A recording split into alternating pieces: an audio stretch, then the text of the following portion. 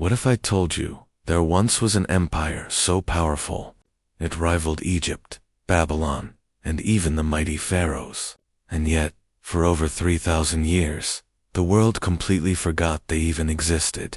They were the Hittites, masters of iron, lords of chariots, worshippers of storm gods, and rulers of shadows. Their rise was swift, their fall catastrophic, their legacy buried under stone, silence, and time. Tonight, we descend into their lost world, into tales of kings and queens, of betrayal and plague, of forgotten gods and cursed cities. This is more than history. It is the dark echo of a people who vanished from memory, only to return as whispers in ruins. Welcome to Dark History. Before we begin, make sure to subscribe, hit the bell icon, and join me as we unravel the shadows of civilizations long forgotten.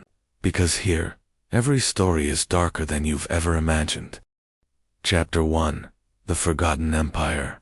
In the heart of Anatolia, where the rugged mountains meet the rolling plains, and the rivers carve their paths like veins of life, through stone and earth, there once stood a civilization that rivaled the might of Egypt and Mesopotamia. A people who forged an empire out of shadow and iron, who raised temples to storm gods and waged wars that shook the ancient world. They were the Hittites. And yet, for more than 2,000 years, their name was erased from memory. Their very existence doubted, their empire buried beneath the soil and silence of time. This is the story of how a great empire rose, flourished, and then vanished, leaving behind little more than broken stones, cryptic tablets, and questions that haunt us still. The Hittites are one of history's most compelling mysteries. And as we begin their story, we enter a world where power and faith, war and shadow, are bound together in ways that still unsettle us today. Imagine standing upon the ruins of Hattusa, their once mighty capital. The wind whistles through shattered gates, the stones are worn and scattered, and the air carries the silence of abandonment. Yet once, this was the beating heart of an empire. Its walls stretched for miles, carved lions and sphinxes guarded its gates, and chariots thundered down its roads. Here kings schemed, priests prayed, and armies prepared for battle. This city was a stage upon which gods and men seemed to act side by side, where politics and ritual were inseparable, and where the fate of the known world often hung in the balance. The Hittites did not emerge from nowhere. Their story begins in the shadows of the 3rd millennium BC, when Indo-European-speaking tribes moved into Anatolia, a land already inhabited by the mysterious Hattusa. The Hittites absorbed their language, their gods, and their lands, weaving them into something new, something formidable. Over centuries they built not only a kingdom but a power strong enough to stand toe-to-toe with Egypt, Assyria, and Babylon. Their kings were not just rulers, they were divine mediators, the chosen of the storm god, bound by oaths of loyalty and ritual. Their palaces were not merely places of governance, but sacred centers where politics and religion collided. To the Hittites the world was always watched by the unseen, and their empire was as much a covenant with their gods as it was with their people. But the Hittites were also masters of something darker, something that would change the course of history. Iron, long before the rest of the ancient world fully embraced this metal. The Hittites learned to smelt and forge it, giving their armies weapons stronger and sharper than those of their rivals. Theirs was the age of the chariot, and on the battlefield, Hittite warriors rode with iron in hand and thunder at their backs. In war they were feared. In diplomacy, respected. In legend, they were whispered about as a people touched by storm and fire. Yet, if they were so powerful, why were they forgotten? Why did their empire vanish so completely that when scholars of the 18th century first encountered their name on Egyptian inscriptions, they thought it a mistake, a myth? How could a civilization that rivaled the pharaohs disappear into obscurity, their identity erased as though cursed? This is the haunting question that frames the story of the Hittites. and it is one that still unsettles archaeologists and historians to this day. To understand the Hittites is to step into a world of ritual and shadow. Their laws were inscribed on clay tablets, their treaties sealed in oaths, invoking gods and curses. They worshipped deities of storm, sun, and earth. Their temples filled with statues and offerings, their priests mediating between man and God. But unlike the Egyptians, whose monuments endured, the Hittites left behind little that survived the centuries. Their temples crumbled, their palaces fell to ruin, their gods were silenced. For thousands of years, the world forgot them. Even the Bible, which speaks of the Hittites, was long dismissed as exaggeration, for there seemed no trace of such a people. It was only in the 19th century, when explorers stumbled upon the ruins of Hattusa, that the shadow of this empire began to rise again. There, beneath layers of soil and stone, thousands of clay tablets lay hidden, waiting to speak again after millennia of silence. These tablets told of kings and battles, of treaties and betrayals, of gods both strange and familiar. They revealed an empire both powerful and fragile, an empire whose rise was as astonishing as its fall was mysterious. But if the rediscovery of the Hittites has given us glimpses of their world, it has also deepened the enigma. Their texts speak of rituals so strange that they unsettle the modern mind, rites of blood and fire, oaths sealed with curses, prayers offered to gods whose names are half forgotten. Their history is filled with betrayals, coups, and dynastic struggles, with kings murdered by their own kin and queens wielding power in ways that unsettled even their contemporaries. Their laws, though advanced in some ways, were harsh in others, and their politics were steeped in secrecy. What sort of people were these, who could command the respect of the pharaohs, and yet vanish so utterly from history? Were they victims of invasion, of plague, of famine? Or was their fall something darker, a collapse so complete that their memory was wiped clean, leaving only silence behind? The ruins of Hattusa, with their crumbling walls and abandoned gates, stand today as silent witnesses to this enigma. Walk among them, and you can almost hear the echoes of the past, the clash of chariots, the chants of priests, the whispers of conspirators in shadowed halls. It is as though the city itself holds its secrets close, unwilling to surrender them entirely. And perhaps that is fitting, for the story of the Hittites is not one of clarity, but of mystery, not of certainty, but of haunting questions. We know enough to be drawn in, but never enough to be satisfied. The Hittites remain a riddle, a civilization at once powerful and fragile, brilliant and doomed. As we begin this journey into their world, we will uncover the strange blend of brutality and sophistication that defined them. We will witness the glory of their kings, the power of their armies, the strangeness of their gods. We will see how they rose to dominate Anatolia and challenge the might of Egypt itself, and we will watch as their empire begins to unravel, undone by forces both within and without, until at last it collapses into silence. But for now, in this first chapter, we stand on the threshold, gazing into the shadows of a forgotten empire. The Hittites are calling to us across the millennia, their voices faint but insistent, their story demanding to be told. What happened to them? How did a people so mighty vanish so completely? Was it war, famine, betrayal, or something even more mysterious? In the chapters ahead, we will walk the roads they built, enter the palaces they ruled, and descend into the darkness of their downfall.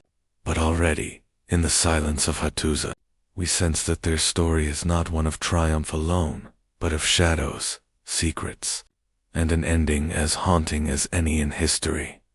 And so we leave chapter 1 with a question that will guide us forward.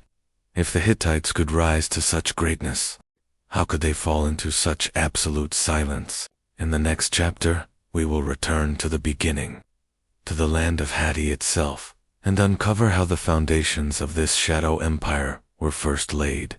For only by understanding their birth can we begin to grasp the mystery of their death. Chapter 2. The Land of Hatti. The story of the Hittites begins not with their rise to power, nor with their battles against the great Egyptian pharaohs, but with the land that gave them life. To truly understand the Hittites and their mysterious empire, one must first understand the land they called home, Hatti, nestled in the heart of Anatolia. Hatti was a region of stunning contrast-rigged mountains, sweeping plains, and an unforgiving climate that could turn hostile in a heartbeat. It was here that the Hittites made their mark on history, forging a civilization that would last for centuries before it faded into the shadows. The land of Hatti was not always the domain of the Hittites. Before their arrival, the region was home to ancient peoples with their own rich traditions and customs. The Hattians, for whom the land was named, were a mysterious people. Little is known about them, but their influence on the Hittites was undeniable. They worshipped gods of storms, fertility, and the earth, and their sacred sites, with their towering stone temples, would leave an indelible mark on the Hittite religion. The Hattians also left behind a language, one that was unique to the region, and though it eventually disappeared, traces of it remain in the Hittite texts, providing clues to the blending of these two ancient cultures. The Hittites, arriving sometime around the 18th century BC, did not simply conquer the land of Hatti. Instead, they integrated with the indigenous people, adopting their religious practices, their language, and their customs. The land itself was rich in resources: iron, timber, and the fertile plains that stretched towards the horizon. These natural gifts provided the Hittites with the foundation to build their empire. It was a land of opportunity, one that could be molded into something extraordinary. From the very beginning, the Hittites understood the strategic importance of their homeland. Located at the crossroads of the ancient world, Hatti connected the great civilizations of Mesopotamia and Egypt. It was a land that served as both a shield and a bridge, offering access to both the eastern and western worlds. The Hittites were keenly aware of this advantage, and they exploited it to their benefit. They established trade routes, mined iron from the mountains, and crafted weapons that would make them a force to be reckoned with on the battlefield. But the beauty of Hatti was not just in its resources, it was also in its people. The Hittites were a warrior society, and they valued strength, courage, and loyalty above all else. From a young age, Hittite children were taught the arts of war, learning to ride horses, wield weapons, and fight as a unit. The Hittite army was a well-organized and disciplined force, built around the chariot, a new and deadly weapon that would give them a decisive advantage in battle. The Hittites' mastery of iron was perhaps their greatest gift to the ancient world. While other civilizations relied on bronze, the Hittites were the first to fully harness the power of iron, transforming their weapons and tools into instruments of destruction. Iron was harder, sharper, and more durable than bronze, and it allowed the Hittites to create superior chariots, swords, and armor. The chariot became the symbol of Hittite military might, and it was on the chariot that the empire would build its reputation as one of the greatest military powers of the ancient world. The Hittite kings, too, played a crucial role in shaping the empire. They were not just rulers, but also divine figures, chosen by the gods to lead the people. The most famous of these kings was Hattusa, who was credited with uniting the Hittites and establishing their capital at Hattusa. Hattusa, perched on a rocky hill, was a city that blended the natural landscape with human ingenuity. Its high walls, built of massive stones, were designed to protect the city from invaders, while its temples and palaces were places of worship and power. It was here that the Hittite kings would hold court, offering sacrifices to the gods and making decisions that would affect the fate of their people. Hattusa was not just a military stronghold. It was also a cultural and religious center. The Hittites worshipped a vast pantheon of gods, most of whom were borrowed from the Hattians and other neighboring peoples. The storm god Tarhan was the chief deity, and his temples dominated the city. Tarhan was seen as the protector of the Hittites, the one who could bring both destruction and fertility to the land. The Hittites believed that their kings were divinely chosen to rule in his name, and they conducted elaborate rituals to ensure his favor. These rituals, which included sacrifices and ceremonies, were not just for the gods. They were a way for the kings to legitimize their rule and maintain their grip on power. But the Hittites were not content to remain within their borders. As their power grew, they began to expand their influence, conquering neighboring lands and establishing vassal states. They forged alliances with the Egyptians, and their armies clashed with those of Mesopotamia and Assyria. It was in these battles that the Hittites made their most significant mark on history. They became known as masters of the chariot, and their skill on the battlefield earned them respect and fear across the ancient world. One of the most famous battles in Hittite history was the Battle of Kadesh, fought against the Egyptians under Ramses II. The battle was one of the largest chariot battles ever fought, with tens of thousands of soldiers clashing on the fields of Kadesh. The Hittites, though outnumbered, held their own, and the battle ended in a stalemate. However, the aftermath of Kadesh would have far-reaching consequences, as both the Egyptians and the Hittites would eventually sign a peace treaty, one of the first in recorded history. Despite their military success, the Hittites were not invincible. As the empire expanded, it became increasingly difficult to manage the vast territories they controlled. Rebellions broke out in the conquered lands, and the Hittite kings struggled to maintain their authority. The empire's reliance on iron and its militaristic nature made it difficult to adapt to changing circumstances. And then, in the 12th century BCE, a series of invasions by the mysterious Sea Peoples and internal strife led to the collapse of the Hittite Empire. The fall of the Hittites was sudden and dramatic. Hattusa was abandoned, and the once great empire was reduced to ruins. The cause of the collapse remains a mystery, but the legacy of the Hittites is undeniable. They left behind a rich cultural and historical heritage, one that has been uncovered only in the last few centuries. Their cities, their art, and their writing have provided us with invaluable insights into their world. And yet, despite this, much of their story remains shrouded in mystery. The Hittites were a people who lived in the shadows of history, their empire rising and falling in the blink of an eye. They were warriors, craftsmen, and priests, people of iron and stone, fire and storm. Their civilization was one of the most advanced of the ancient world, and yet, like so many others, it vanished without a trace. But as we uncover their secrets, as we piece together the fragments of their history, we begin to understand why their story is still worth telling today. And so, as we leave the land of Hatti, with its rugged mountains and fertile plains, we are left with a haunting question. What happened to the Hittites? How did a civilization so advanced, so powerful, disappear into the dust of history? In the next chapter, we will dive deeper into the rise of the Hittites, exploring their early kings and their drive to become the dominant power of the ancient Near East. But for now, the land of Hatti, silent and forgotten, holds its secrets close. The story of the Hittites is far from over. Chapter 3.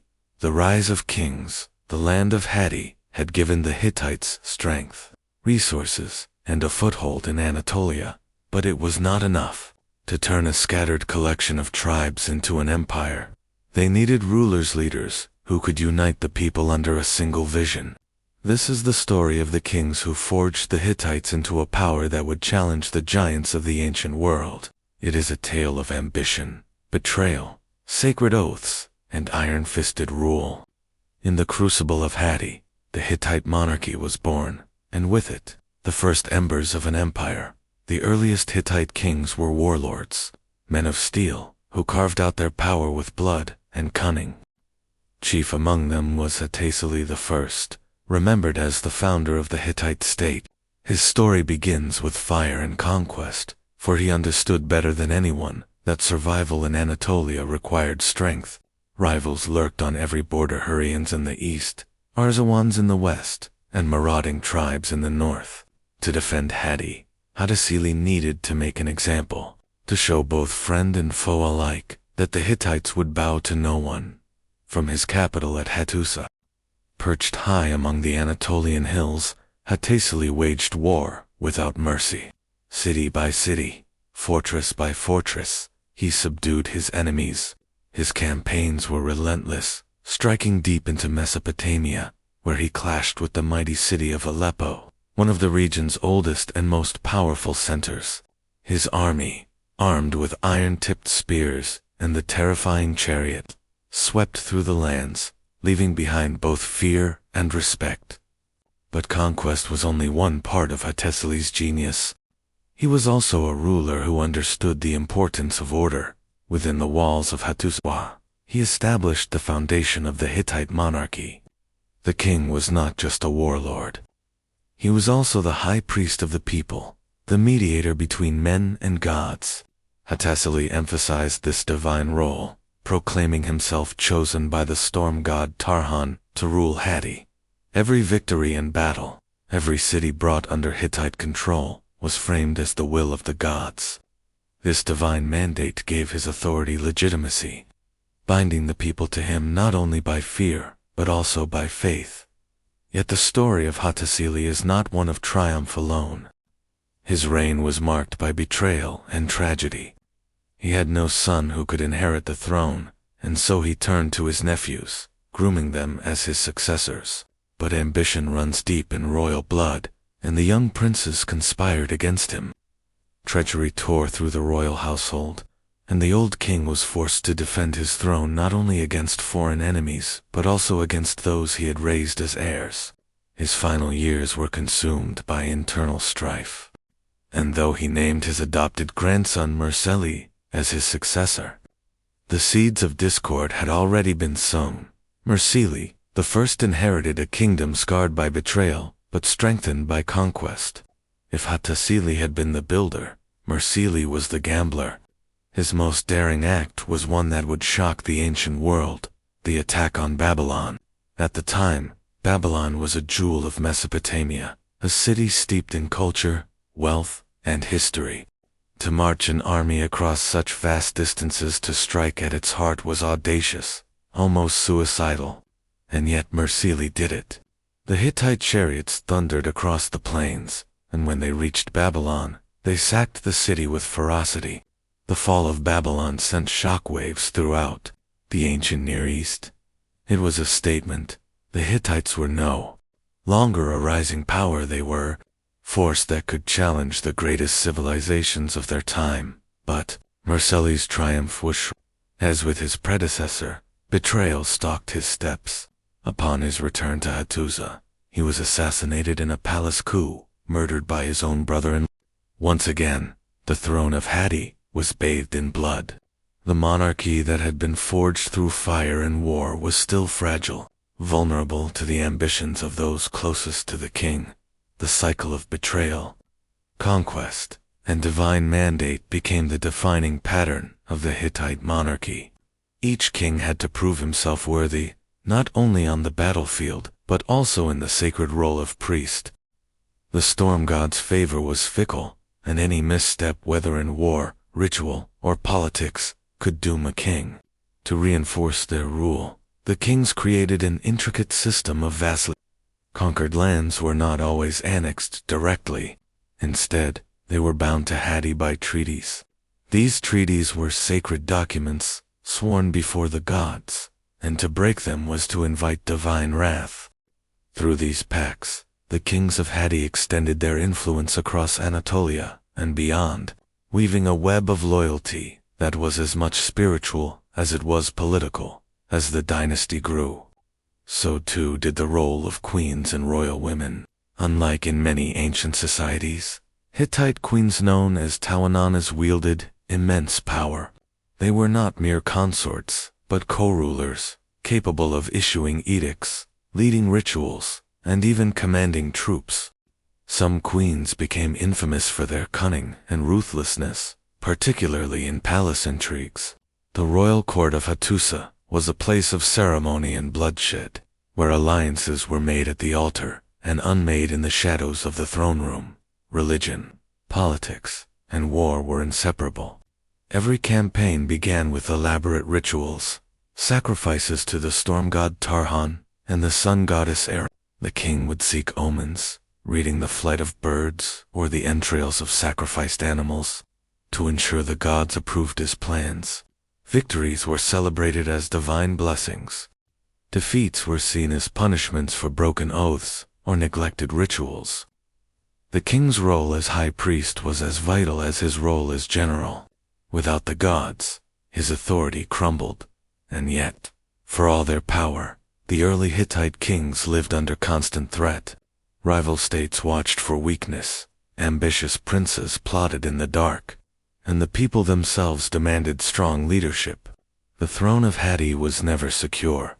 It had to be seized, defended, and sanctified over and over again. To wear the crown of the Hittites was to live in the shadow of betrayal, to know that every feast could hide poison, every ally could become an assassin, and every prayer might fall on deaf divine ears. But it was in this crucible of danger that the Hittite monarchy hardened into an institution that could endure. The kings who survived, those who could balance war, ritual, and politics, built the foundation of an empire that would dominate Anatolia and challenge Egypt, Assyria, and Babylon. Their story is one of resilience, of men who clung to power not because it was easy, but because the survival of their people depended on it. The rise of kings was not just about the glory of individuals. It was about the forging of an identity. The Hittites began to see themselves not merely as tribes or clans, but as a people united under the divine kingship of Hatti. Their enemies called them fierce. Their allies called them unpredictable, but all recognized their strength. In the shadow of the storm god, the kings of Hatti became the architects of an empire. And yet, as the monarchy grew in power, so too did the dangers that surrounded it. Enemies massed on the borders, vassals whispered of rebellion, and within the palace walls, the daggers of ambition never slept. The Hittite throne was powerful, but it was also the most dangerous seat in Anatolia. For every king who ruled with wisdom and strength, there was another who fell victim to treachery and bloodshed. The legacy of Hattusa and Mursili was clear. Power had to be seized, defended, and sanctified in equal measure. The storm god gave his blessing, but he also demanded constant proof of loyalty. To falter was to invite ruin, not only for the king but for all of Hatti. The people lived and died by the strength of their rulers, and as the monarchy solidified, so too did the destiny of the Hittite people. But destiny is a fickle thing, for even as the kings of Hatti built their empire, new challenges were emerging. The Hurrians to the east, the Egyptians to the south, and the restless tribes of Anatolia to the west were watching, waiting for their chance. The kings had risen, but could they endure? Could the fragile monarchy, born in fire and betrayal, withstand the storms that were gathering on every horizon? The answer lay in the battles yet to come, battles that would test not only the strength of Hatti's armies, but also the will of its kings. Chapter 4. Blood and Betrayal.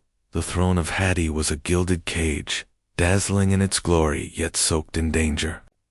To be king was to rule with divine authority, but also to live with the constant shadow of betrayal. In the ancient Hittite court, no oath was sacred enough, no bond unbreakable. Brothers conspired against brothers, nephews turned against uncles, queens whispered deadly secrets in the night, and priests interpreted omens that could topple kings. The monarchy had risen, but its foundations trembled with blood and betrayal. From the earliest days of the Hittite dynasty, the palace at Hattusa was as much a battlefield as the plains of Anatolia. Behind its colossal stone walls, the struggles for power played out in whispers, daggers, and poisoned cups. A king might conquer Babylon, command thousands of warriors, and claim the blessing of the storm god Tarhan, but none of that could save him from the ambitions of those within his own court. Consider Murcia, the conqueror who brought Babylon to its knees. His victory was nothing short of legendary, a feat that etched the Hittites into the chronicles of history. Yet when he returned in triumph to his capital, he found death waiting for him not at the hands of enemies, but at the hands of family. His brother-in-law plotted against him, and in the secrecy of the palace, the blade fell. The man who had shaken the world died not in battle, but by betrayal. His murder set off a chain reaction, plunging the Hittite kingdom into chaos. Power vacuums were dangerous things in Hattusa. Every assassination, every coup, left the throne vulnerable to new claimants. Pretenders rose, each one swearing loyalty to the gods, each one proclaiming himself the rightful ruler. But ambition was never pure. Behind every oath was greed, and behind every promise was treachery. Civil war tore through the land, as princes, generals, and nobles seized their chance to claim the crown. The people of Hattusa watched as their kings rose and fell like stalks of wheat before the sickle. The cycle of blood was not random, it was systemic. The very structure of Hittite politics invited betrayal. Succession was never smooth. A king might designate an heir, but that heir was never guaranteed the throne. Powerful factions within the court often had their own candidates. Generals supported one prince, priests supported another, and queens played their own dangerous games. The Tawanana, the title for the queen, was not merely a figure of ceremony. She wielded real power, and her ambitions could shape the fate of the kingdom. Some queens became infamous for their ruthlessness. Whispers spoke of Tawananas who ordered assassinations in the dead of night, who pitted princes against each other in a deadly contest for the throne. Others acted as regents, ruling with iron authority when kings were young or weak. In such a climate, loyalty was rare, and survival required constant vigilance. A single misstep, a single neglected omen, could mean death. Religion, too, became a weapon in these struggles. Priests, interpreters of the god's will, could sway public opinion and justify coups. If the storm god's favor was said to have left a king, then rebellion became not just acceptable, but divinely sanctioned. To rebel against a weakened king was to obey the gods. And so, omens and rituals became tools of politics, twisted to suit the ambitions of the powerful. But it was not only family and priests who threatened the throne. The generals of Hattusa, commanders of the chariot armies, were dangerous men in their own right. A victorious general was a rival to the king. For soldiers often gave their loyalty to the man who led them into battle, rather than to the man who wore the crown. Some kings tried to keep their generals weak, rotating them, exiling them, or even executing them on suspicion alone. Others sought to bind them with marriages, treaties, and oaths. But loyalty forged in fear is fragile, and when opportunity arose, many generals turned their spears inward, aiming them not at foreign enemies but at their own monarch. The story of the Hittite monarchy in this period is one of survival against impossible odds. Every king had to be both warrior and fox, strong enough to crush his enemies on the battlefield, but cunning enough to navigate the deadly intrigues of the palace. Some failed spectacularly, their reigns lasting only months before they were struck down. Others endured, using guile, brutality, and sheer willpower to keep the throne. One of the most chilling elements of Hittite politics was the use of oaths and treaties. The Hittites were masters of diplomacy, binding allies and vassals with contracts sworn before the gods.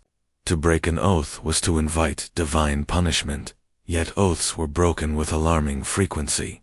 The palace was a theater of promises, each one sealed in sacred ritual, each one eventually betrayed. A prince might swear loyalty to his brother, only to raise an army against him the next year. A general might vow eternal service to the crown, then sell his loyalty to the highest bidder. Even the gods themselves seemed unable to restrain the ambitions of men, and yet, through this chaos, the monarchy survived. It endured not because it was stable, but because the institution itself became stronger than any single king. The throne of Hattusa was like a cursed relic, blood-soaked, but irresistible. No matter how many fell to daggers, poison, or rebellion, there was always another ready to seize it.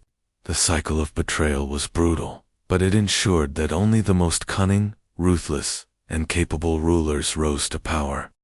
The weak were eliminated, the hesitant destroyed. The very violence of the system forged kings of iron. The people of Hades suffered for this instability.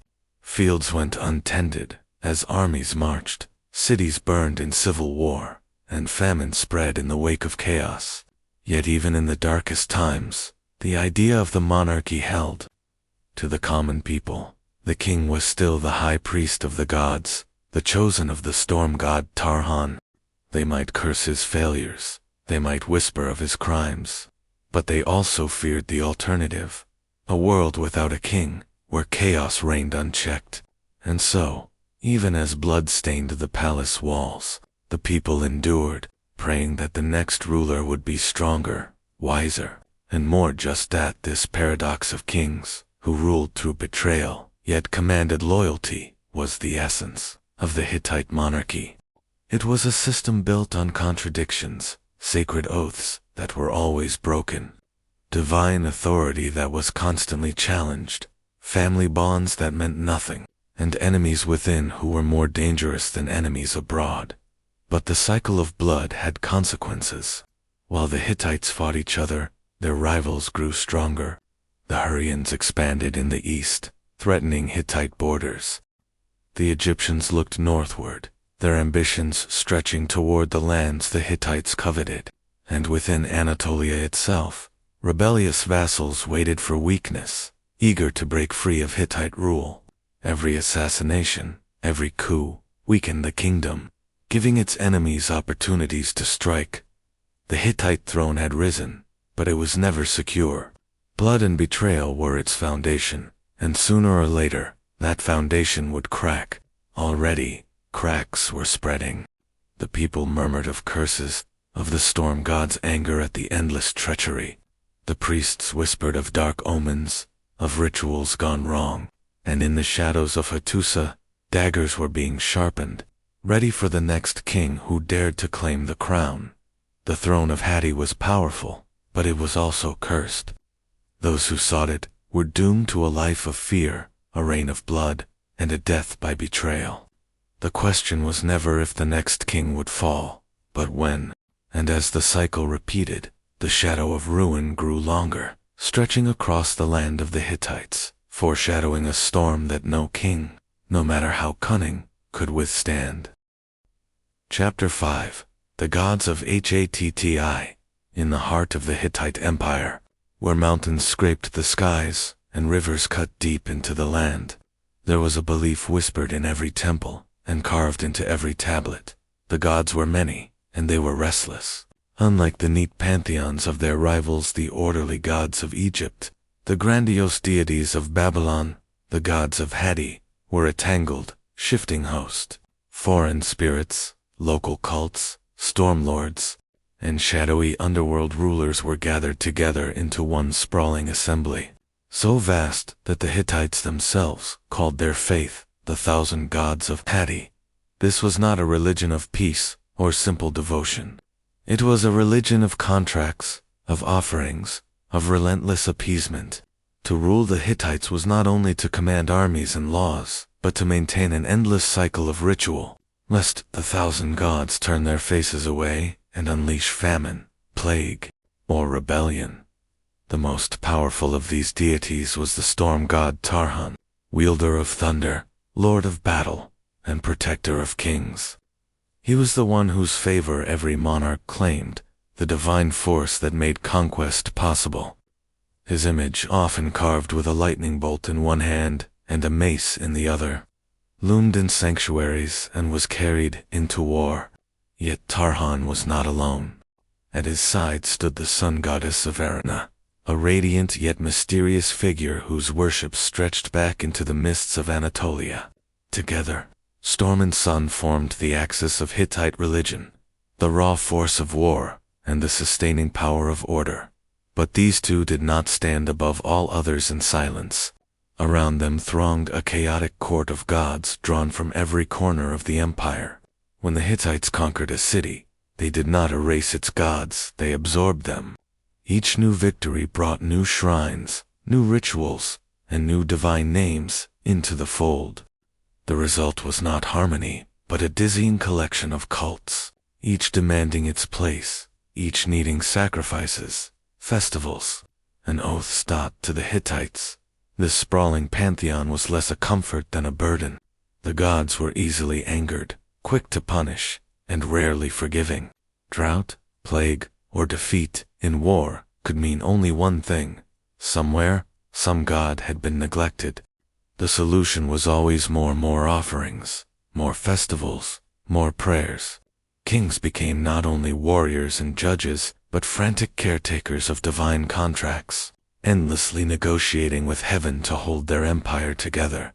The rituals themselves were elaborate, and at times unsettling. Priests in gleaming robes led processions of oxen, sheep, and birds to the altars, their chants echoing through temple courtyards. Libations of wine and honey poured into the earth, gifts for the underworld. Bread and incense smoked before carved stone idols. Sometimes, blood itself was demanded, not just of animals, but of humans, captives offered to quench the wrath of deities who would not be appeased by anything less. And always, the rituals were precise. A single misstep, a mispronounced word, a misplaced vessel, a gesture done at the wrong time was believed to invalidate the offering, risking disaster. Priests kept vast libraries of ritual tablets, prescribing every act in minute detail, how to pour, how to cut, how to chant. These were not simply prayers. They were contracts, and the gods were legalistic beings. If one failed to uphold the terms, the gods would bring down judgment without hesitation. The underworld gods were among the most feared. To the Hittites, death was not a release into paradise, but a descent into shadow. The rulers of that realm, grim and insatiable, demanded offerings to keep them at bay. Ghosts of the unburied, or improperly mourned, were believed to rise and torment the living, spreading sickness and madness. Kings issued decrees to ensure proper burials, not out of compassion, but out of fear of restless spirits. It was not uncommon for rituals to be performed in times of plague, when priests would lead processions through cities, sprinkling water mixed with sacred herbs, chanting to drive out the demons of disease. Entire households could be purified or condemned, depending on the omens drawn from the flames, the entrails of sacrificed animals, or the patterns of spilled oil. Perhaps the most unsettling aspect of Hittite religion was its use of substitute victims. In times of crisis, a ritual might call for the sins or misfortunes of the king and people to be transferred into another being, sometimes an animal, sometimes a human slave. That victim would then be driven out into the wilderness or executed, carrying away the evil with them. It was a grim, almost clinical way of bargaining with unseen forces. Trade one life, or one body, for the survival of the many. The kings themselves were not exempt from these rituals.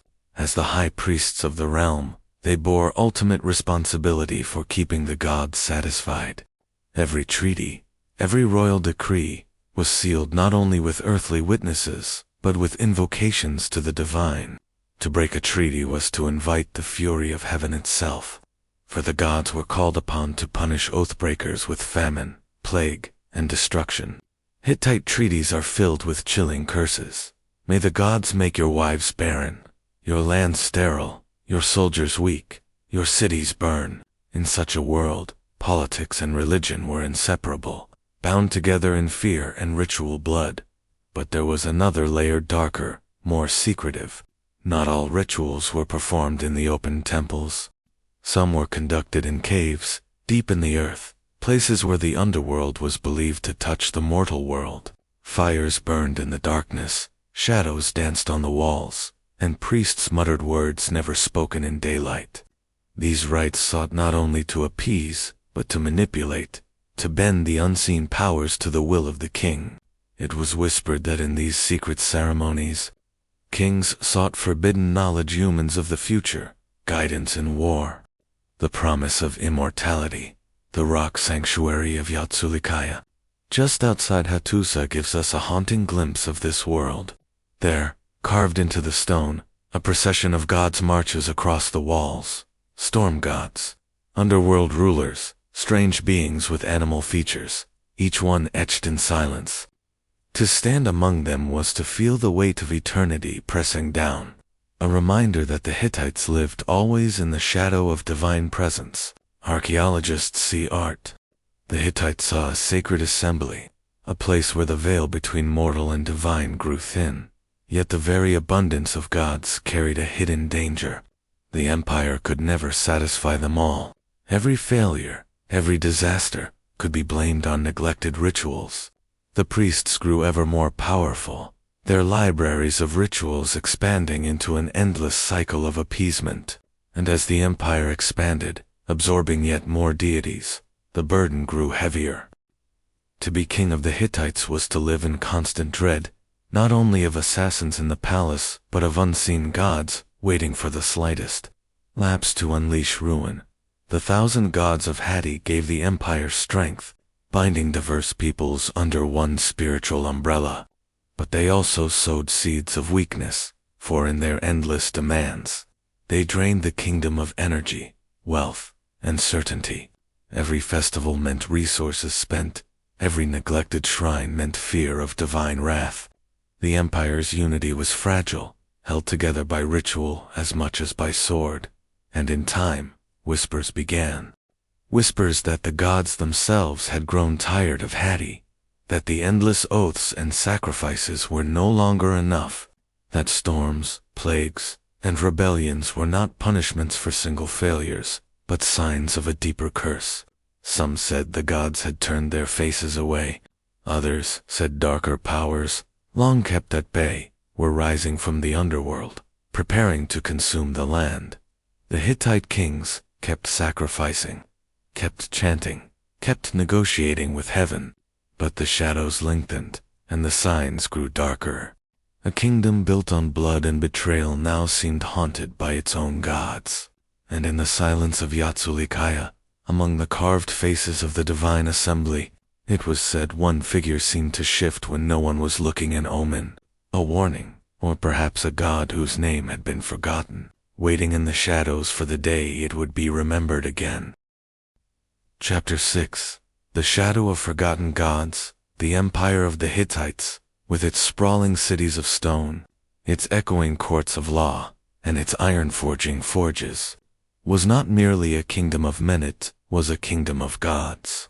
The people of Hatti believed that their every breath, every harvest, every victory and defeat on the battlefield was woven into a tapestry overseen by the divine. To understand their world was to understand the shadowy presence of gods, some merciful, others wrathful, many ancient beyond reckoning, that loomed over their daily lives. The Hittites called their homeland the land of 1,000 gods, and they were not exaggerating. While empires around them often centralized their pantheon into a handful of deities, the Hittites did the opposite. They absorbed, adopted, and accumulated gods wherever they extended their influence. Conquer a city, its gods were immediately taken into the Hittite pantheon. Make a treaty with a rival kingdom, their gods, too, were honored in the Hittite tablets. Over time, the religion swelled into a vast unmanahavel multitude, a divine court, teeming with hundreds upon hundreds of figures, each demanding sacrifices, prayers, and recognition. But therein lay the shadow. For every god honored, there was a god neglected. For every temple built, another stood forgotten, its offerings untended, its idols gathering dust. And to the Hittites, forgetting a god was not an act of indifference, it was an act of dangerous defiance. The core of their pantheon was the storm god Tarhan, wielder of thunder and master of the skies. He was the one invoked before battles, the one who determined whether the rains would bless the crops or whether famine would spread like a plague. His consort, the sun goddess of Arana, shone as the goddess of justice, watching over treaties, oaths, and the delicate balance between kingdoms. To break a promise under her gaze was to invite ruin. Yet alongside these powerful figures were stranger deities, spirits of rivers, guardians of doorways, forgotten agricultural gods who demanded their own share of bread and beer. Imagine the burden of a king who had to keep all of them appeased. Every ritual, every festival, every prayer was a negotiation, not just with one god, but with an infinite hierarchy. And somewhere in the labyrinth of their worship, the people began to fear that the gods they forgot would not forgive. The Hittite tablets record rituals meant to call back neglected gods. Priests would perform elaborate ceremonies, summoning the divine presence back to the temple, pleading with them to return. These were not empty gestures. To the Hittites, if a god abandoned the land, chaos followed, plagues, droughts, invasions. Their history is littered with moments when kings panicked at the silence of a forgotten god and poured resources into rekindling its worship. But what happens when a pantheon becomes too crowded?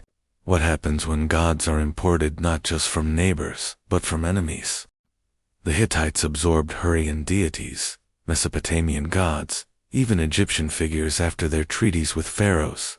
Their empire became a spiritual patchwork, a place where rival gods stood side by side in uneasy coexistence. And beneath it all lingered a question that haunted their priests. If every god is honored, then is any god truly supreme? To the common people, the rituals of the court must have been bewildering. A farmer in the fields might pray to the storm god for rain, but then hear that his king was offering sacrifices to a Hurrian weather deity imported from the east. A soldier might march into battle carrying the emblem of Tarhan, only to discover that his general had invoked a foreign god for protection. The gods, in the Hittite view, were not distant abstractions. They were present, active, and capable of punishing neglect. Every treaty, tablet, included long lists of divine witnesses. If a treaty was broken, the gods themselves were expected to avenge it. To swear falsely was not simply to risk human retaliation, but to unleash divine wrath. This belief gave the Hittites an edge in diplomacy. Their treaties were some of the most binding in the ancient world, because they invoked not only the gods of Hatti, but also the gods of their rivals. Break the treaty, and you didn't just insult your neighbor, you angered the heavens. And so the gods themselves became weapons of politics, tools in the hands of kings who understood that divine fear could be as effective as swords. But there is another layer to this tale, a darker one. The sheer size of the Hittite pantheon may have been their strength, but it also sowed confusion, division, and spiritual dread. If a plague struck, which god had been offended? If famine spread, whose altar had been neglected? Priests scrambled to find answers, performing ritual after ritual, sacrificing sheep, oxen, even humans in desperate cases, searching for the divine culprit. Imagine living in a society where every misfortune, every miscarriage, every military defeat, every storm was believed to be the punishment of a forgotten god. The weight of guilt must have been unbearable. Archaeologists today uncover fragments of this world through clay tablets etched in cuneiform. Many are prayers, others rituals, others treaties that read like legal documents, but with divine enforcement. But among these are texts that whisper of something stranger, a fear of gods who were not merely neglected, but actively hostile. The Hittites believed in chthonic deities, beings of the underworld who could rise if not properly contained. Rituals were performed not just to honor them but to keep them at bay. In some accounts, kings would descend into ritual pits, offering sacrifices in the dark, pleading with shadowy gods not to harm the land. These were not gods of light and justice. These were gods of silence, of the earth, of forgotten crypts. Here, in the shadow of forgotten gods, the Hittites may have planted the seeds of their own downfall. For while they sought to honor every deity, they also lived in perpetual fear of the ones they forgot.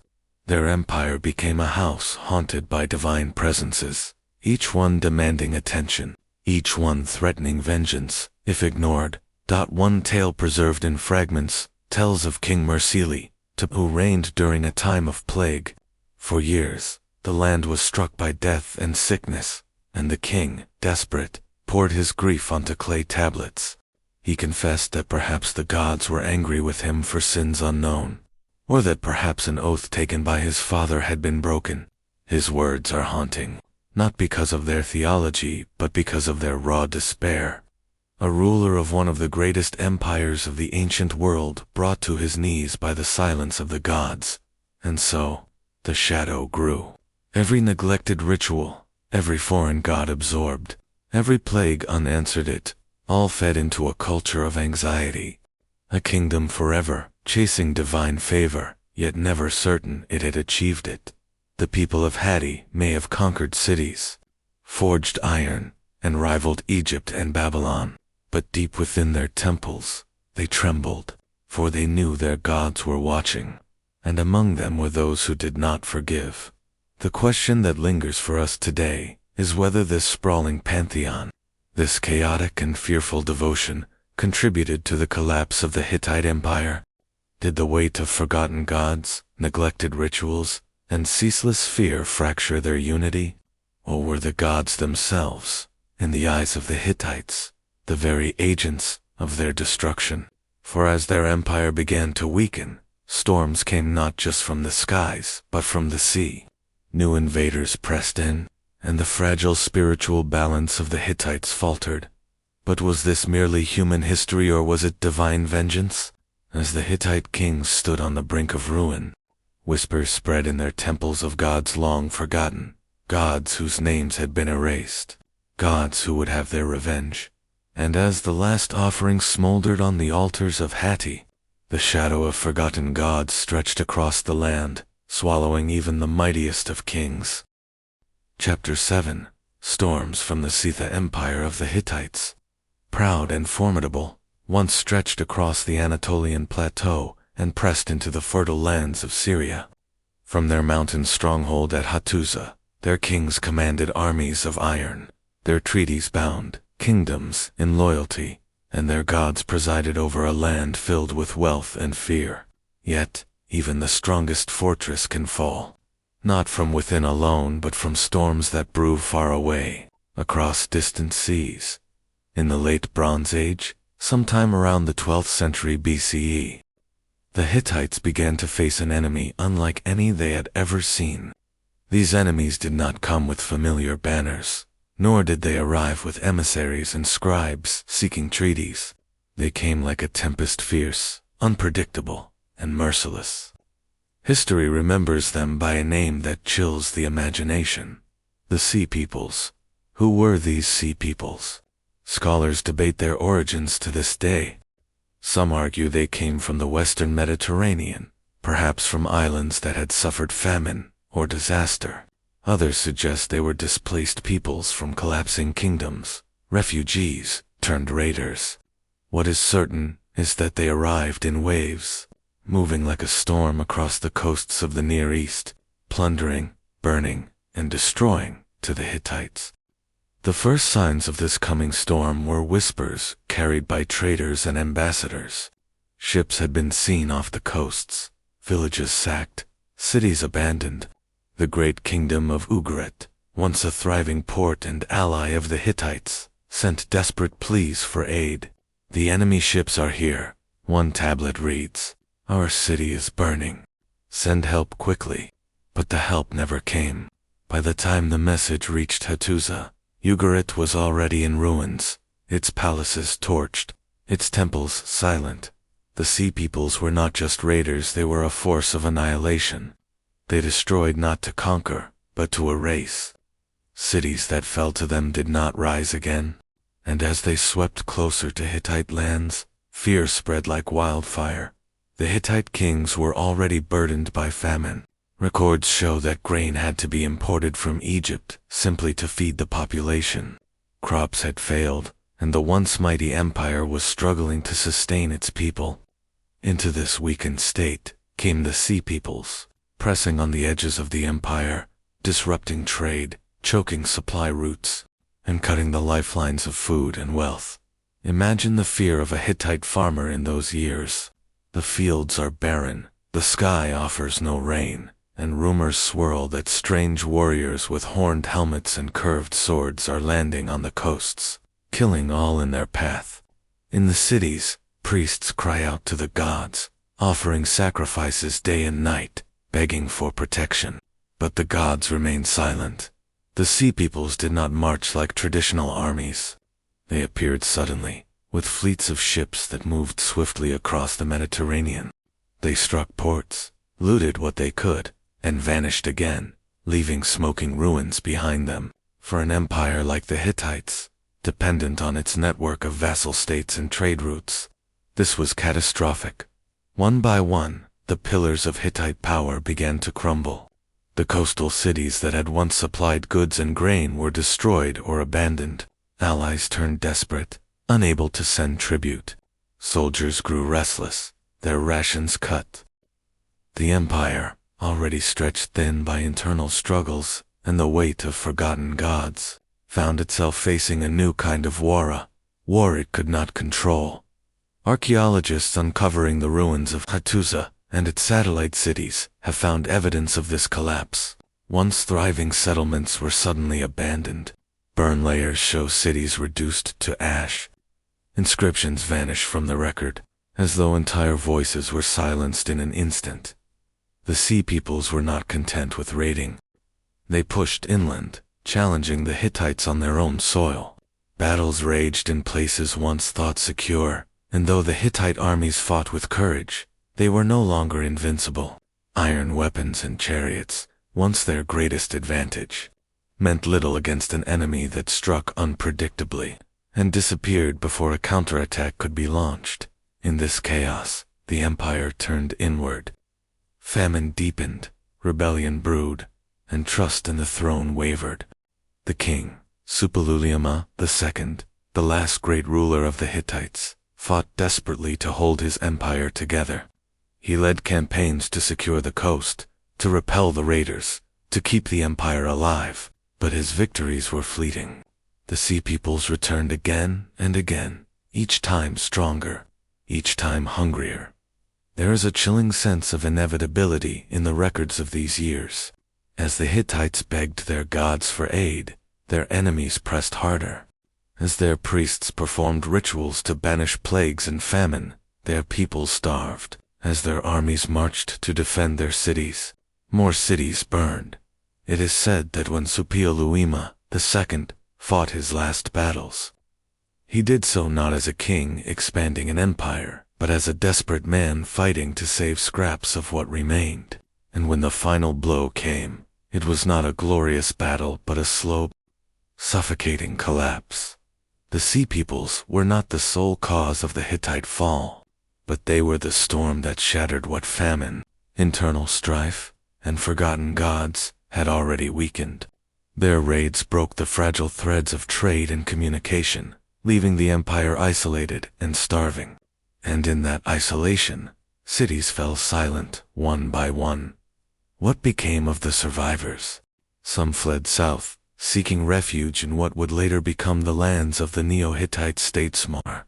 Kingdoms clinging to fragments of their old glory. Others likely perished, their names lost to the ashes of history. Hattusa itself, the heart of the empire, was abandoned. Its great walls and temples crumbled, overtaken by weeds and silence. For centuries, the memory of the Hittites vanished. Their name disappeared from records, their language forgotten, their gods silenced. Only in the 19th century CE would their story be rediscovered, when archaeologists unearthed the buried city of Hattusa and deciphered its tablets. But in those final years, as the sea peoples descended like vultures, the question on every Hittite's lips must have been the same. Had the gods forsaken them, or had they failed their gods? The last prayers etched in clay, the last sacrifices burned on altars, the last desperate treaties signed in crumbling palaces all testify to a people who believed that the divine was watching, and when their cities fell, When their empire turned to dust, many must have wondered if the gods themselves had opened the gates to their enemies. The storms from the sea had come, and with them, they carried the end of a world. Chapter 8: Whispers in the Ashes. When the Hittite Empire collapsed under famine, rebellion, and the relentless storms of the sea peoples, the world seemed to swallow them whole. For centuries afterward, it was as if the Hittites had never existed. Their palaces vanished into ruins, their gods were silenced, and their name itself disappeared from the memory of nations. But stones remember what men forget, and the earth has a way of whispering the secrets of the past. The silence that followed the empire's fall was not an ordinary silence. It was heavy, almost deliberate, as though history itself had conspired to erase the Hittites. The Egyptians, once bitter rivals and allies, wrote nothing of them after their fall. Babylon and Assyria, who had once treated them as equals, ignored their memory. For centuries, no scholar, no priest, no king spoke their name. The empire that had once stood as a colossus in the ancient Near East was gone, so utterly gone that even their story seemed like a myth. And yet, the ruins of Hattusa remained deep in the Anatolian highlands. The once great capital crumbled. Its walls, once imposing, stood broken, their towers shattered. Temples where priests had cried out to the storm god and the sun goddess were filled with weeds and silence. The grand processional ways were empty, save for the wind. For centuries, travelers passed through the valleys, seeing only strange stones, carved with symbols no one could read. What did those stones hide? What secrets lay buried beneath the ash and rubble? The Hittites had been masters of record-keeping. Thousands upon thousands of clay tablets had once filled their archives, inscribed with cuneiform script, telling stories of kings, laws, treaties, prayers, and omens. When Hattusa fell, those tablets were buried in fire and rubble, and there they waited, sleeping under the soil for 3,000 years. Imagine the silence of those buried archives, the prayers locked in clay, the treaties of forgotten kings, the curses and incantations meant to bind gods themselves. For centuries, they were whispers in the ashes, unheard, unseen, yet enduring. But memory is stubborn. Even when forgotten, fragments of the Hittites clung to existence. In the south, small Neo-Hittite kingdoms rose in the shadow of their fall. These petty states, with names like Carchemish and Malade, carried on fragments of the old ways. Their kings bore Hittite names, their temples honored Hittite gods, and their fortresses imitated Hittite walls. But they were only echoes, pale reflections, of a once mighty empire. To outsiders, these remnants were curiosities. Assyrians and Arameans recorded their conquests of these small kingdoms but did not connect them to the vanished empire of Hatti. It was as if the world had conspired to erase the memory of the great Hittite King Suppiluliuma, Hattusa, burying their legacies under centuries of dust and silence. But silence cannot last forever. In the 19th century, when the modern world began to hunger for the mysteries of the ancient past, explorers turned their eyes to Anatolia. Rumors spread of strange ruins, walls too vast for peasants to have built, gateways decorated with lions and sphinxes, stones marked with curious symbols. Locals spoke of the ruins of Bogascale, a place where giants were said to have lived long ago. When archaeologists arrived, they found the remains of Hattusa still slumbering beneath the earth. What they uncovered was staggering. Vast city walls, massive stone gates, and most importantly, thousands of clay tablets buried in the ruins of palaces and temples at first. The script baffled scholars. The tablets were written in cuneiform, but the language was unknown. For decades, scholars struggled to decipher it. Some believed it was related to Hebrew, others to Indo-European languages. Slowly, painstakingly, the code was cracked, and with it, the lost voice of the Hittites emerged. The whispers in the ashes became a roar.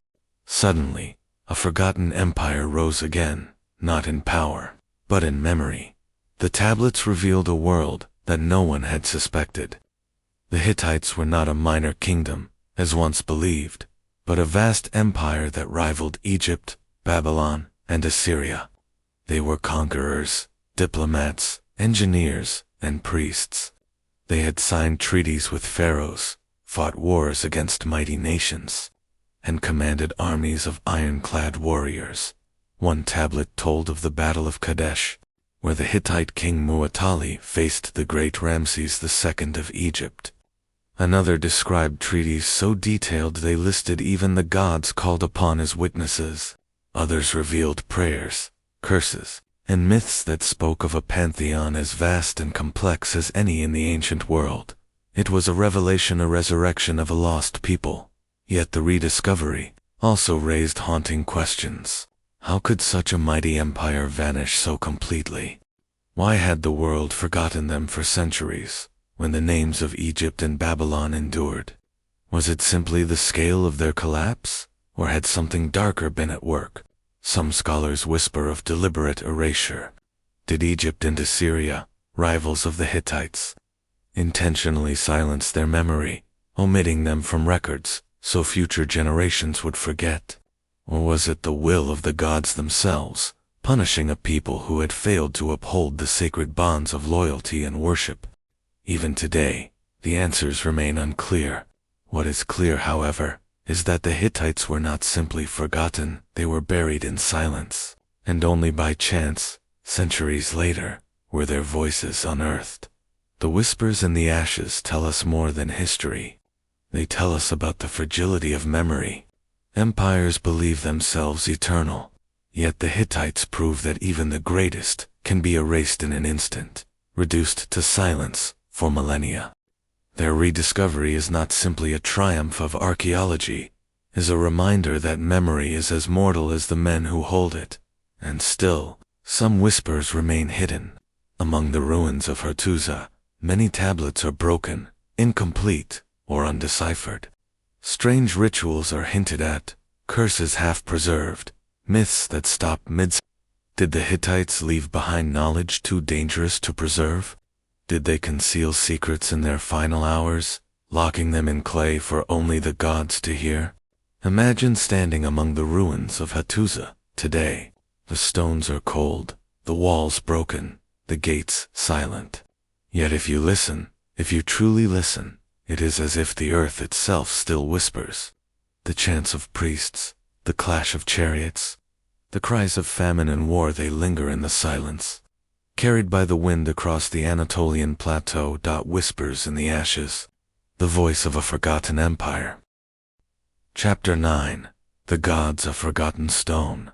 Long before their empire rose in bronze and iron, before treaties and wars made them a force feared across the Near East, the Hittites built their world upon gods carved in stone. To understand the Hittites, one must first walk among their deities.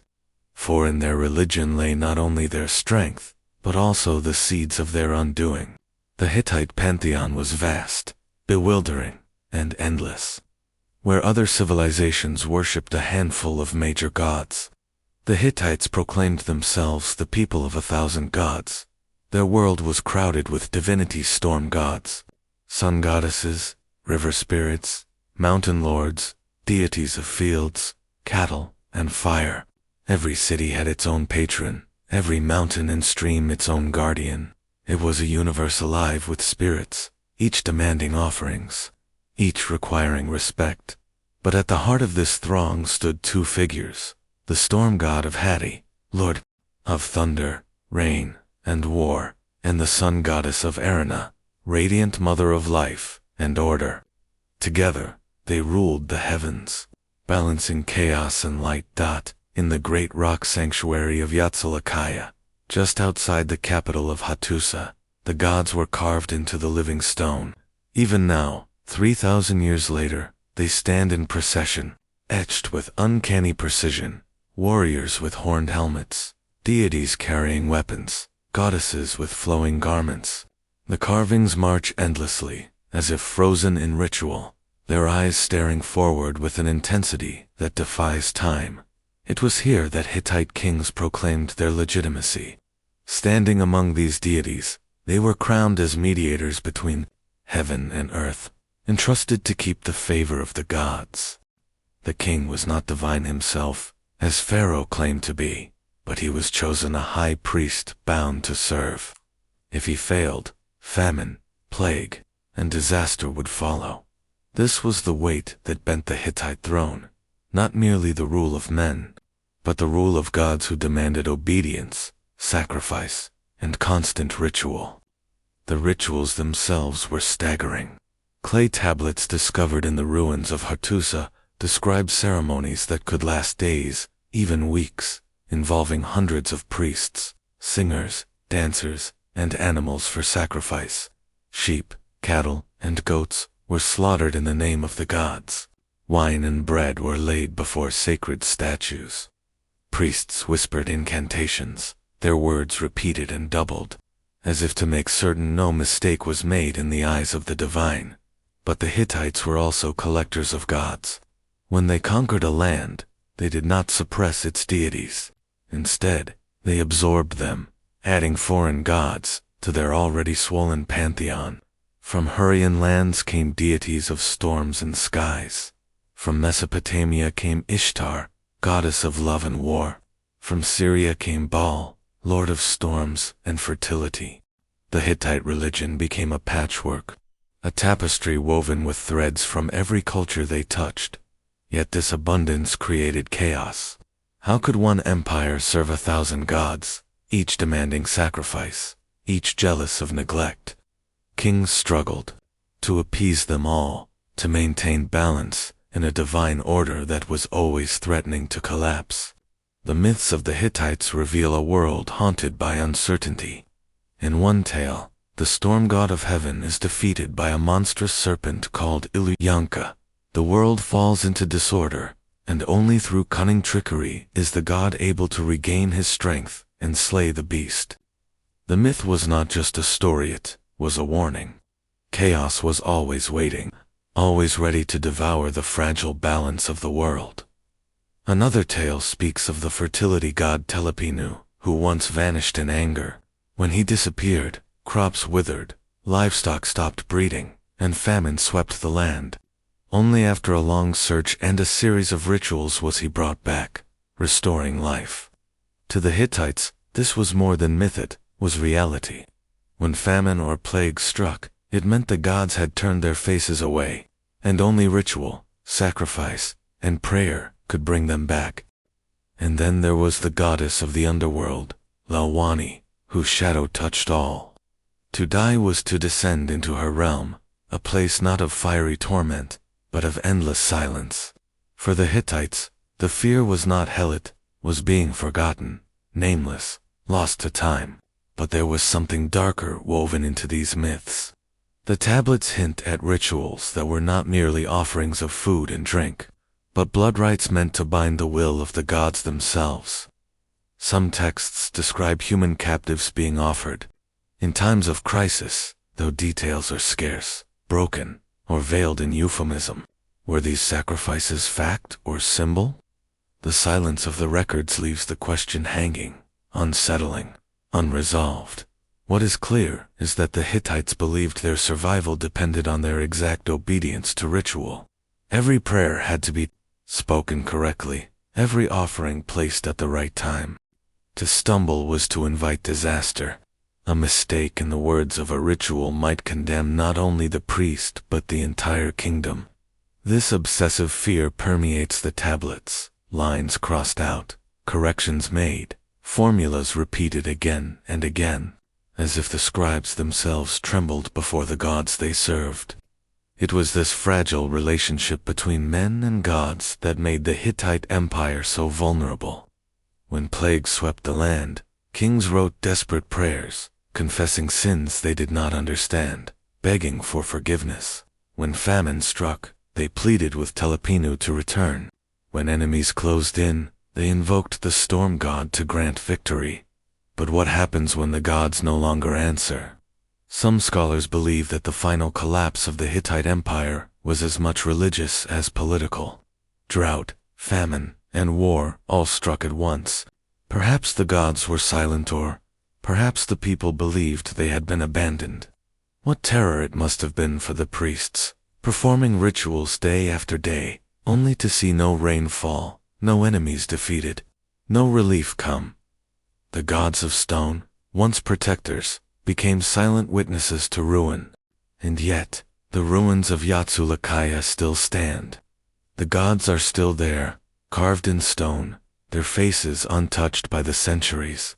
They stare forward with unyielding eyes, as if waiting, as if remembering. Modern visitors often describe the place as unnerving, heavy with presence. The air itself seems to whisper. It is as though the gods of the Hittites were never truly forgotten.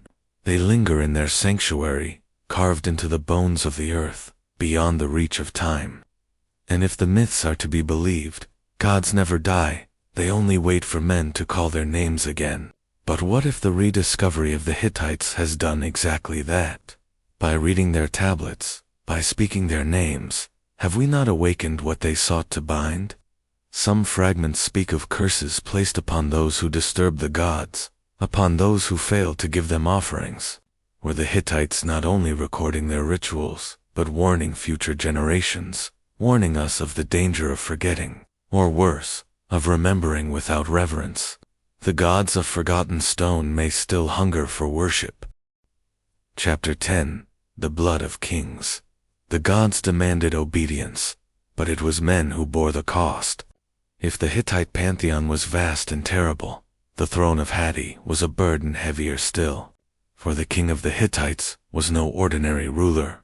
He was the great king, supreme commander, high priest, judge, and mediator between mortals and gods. His crown was not a symbol of glory, but a chain binding him to the will of heaven, and for many, it was a chain that ended in blood. The history of Hittite kingship is a history of struggle, not only against foreign enemies, but against betrayal, usurpation, and the ever-looming wrath of the gods. Few thrones in the ancient world were so unstable, so poisoned by suspicion and ritual obligation. To rule in Hatti was to live in constant fear, fear of rivals, fear of the gods, fear of famine, and fear of death. The earliest kings of Hatti carved their power from chaos. Labarna, the legendary founder, is said to have united warring chiefs into the first semblance of empire. His successor, Hattusa I, took his name from the capital he built, Hattusa, and made himself master of northern Anatolia. His reign was marked by campaigns that extended Hittite power deep into Syria, striking fear into rival kingdoms. Yet even in his lifetime, Hattusa was betrayed. In his final years, as plague swept through the land, he composed a will, unlike any other of the ancient world, a bitter testament carved in clay. In it, he denounced his own family for disloyalty, accusing his sons and even his daughter of treachery. He disinherited them all, choosing instead his grandson, Murzili, as heir. The throne of Hatti, from its earliest days, was tainted by mistrust and blood feud. Murzili would prove both brilliant and doomed. He led the Hittites on a campaign so audacious that it shook the ancient world, marching his armies across Mesopotamia to sack Babylon itself, toppling the city that had once been the jewel of Hammurabi. Yet when Murzili returned home in triumph, he was struck down not by enemies abroad, but by conspirators at his own court. His brother-in-law killed him, seizing the throne, and the empire fell into chaos. This pattern would repeat again and again. Kings who won glory abroad were struck down at home. Brothers killed brothers, sons betrayed fathers, queens plotted in shadowed halls. The throne of Hatti was not inherited by divine right, as in Egypt, but seized and defended by cunning, steel, and fear. The office of the king was bound to the gods through ritual, but even the gods could not guarantee safety. Kings were constantly required to perform ceremonies, to cleanse themselves of sin, to confess unknown offenses before the storm god of Hatti. The clay tablets preserve desperate prayers. If I have sinned, knowingly or unknowingly, let the God forgive me. If my people have sinned, let them be cleansed. Let the plague be lifted from the land. But the plagues continued, the famines struck, and the kings died. Some tablets describe rulers who sought scapegoats to shift divine anger. Captives or slaves might be burdened with ritual guilt and then driven into the wilderness, cast out as living sacrifices to carry the sins of the nation away. Others speak of offerings made in shadow, where the blood of prisoners might have been spilled before the gods. It was not enough. The gods were never satisfied for long. One of the most striking figures in Hittite kingship was Suppiluliuma I, a man of extraordinary ambition.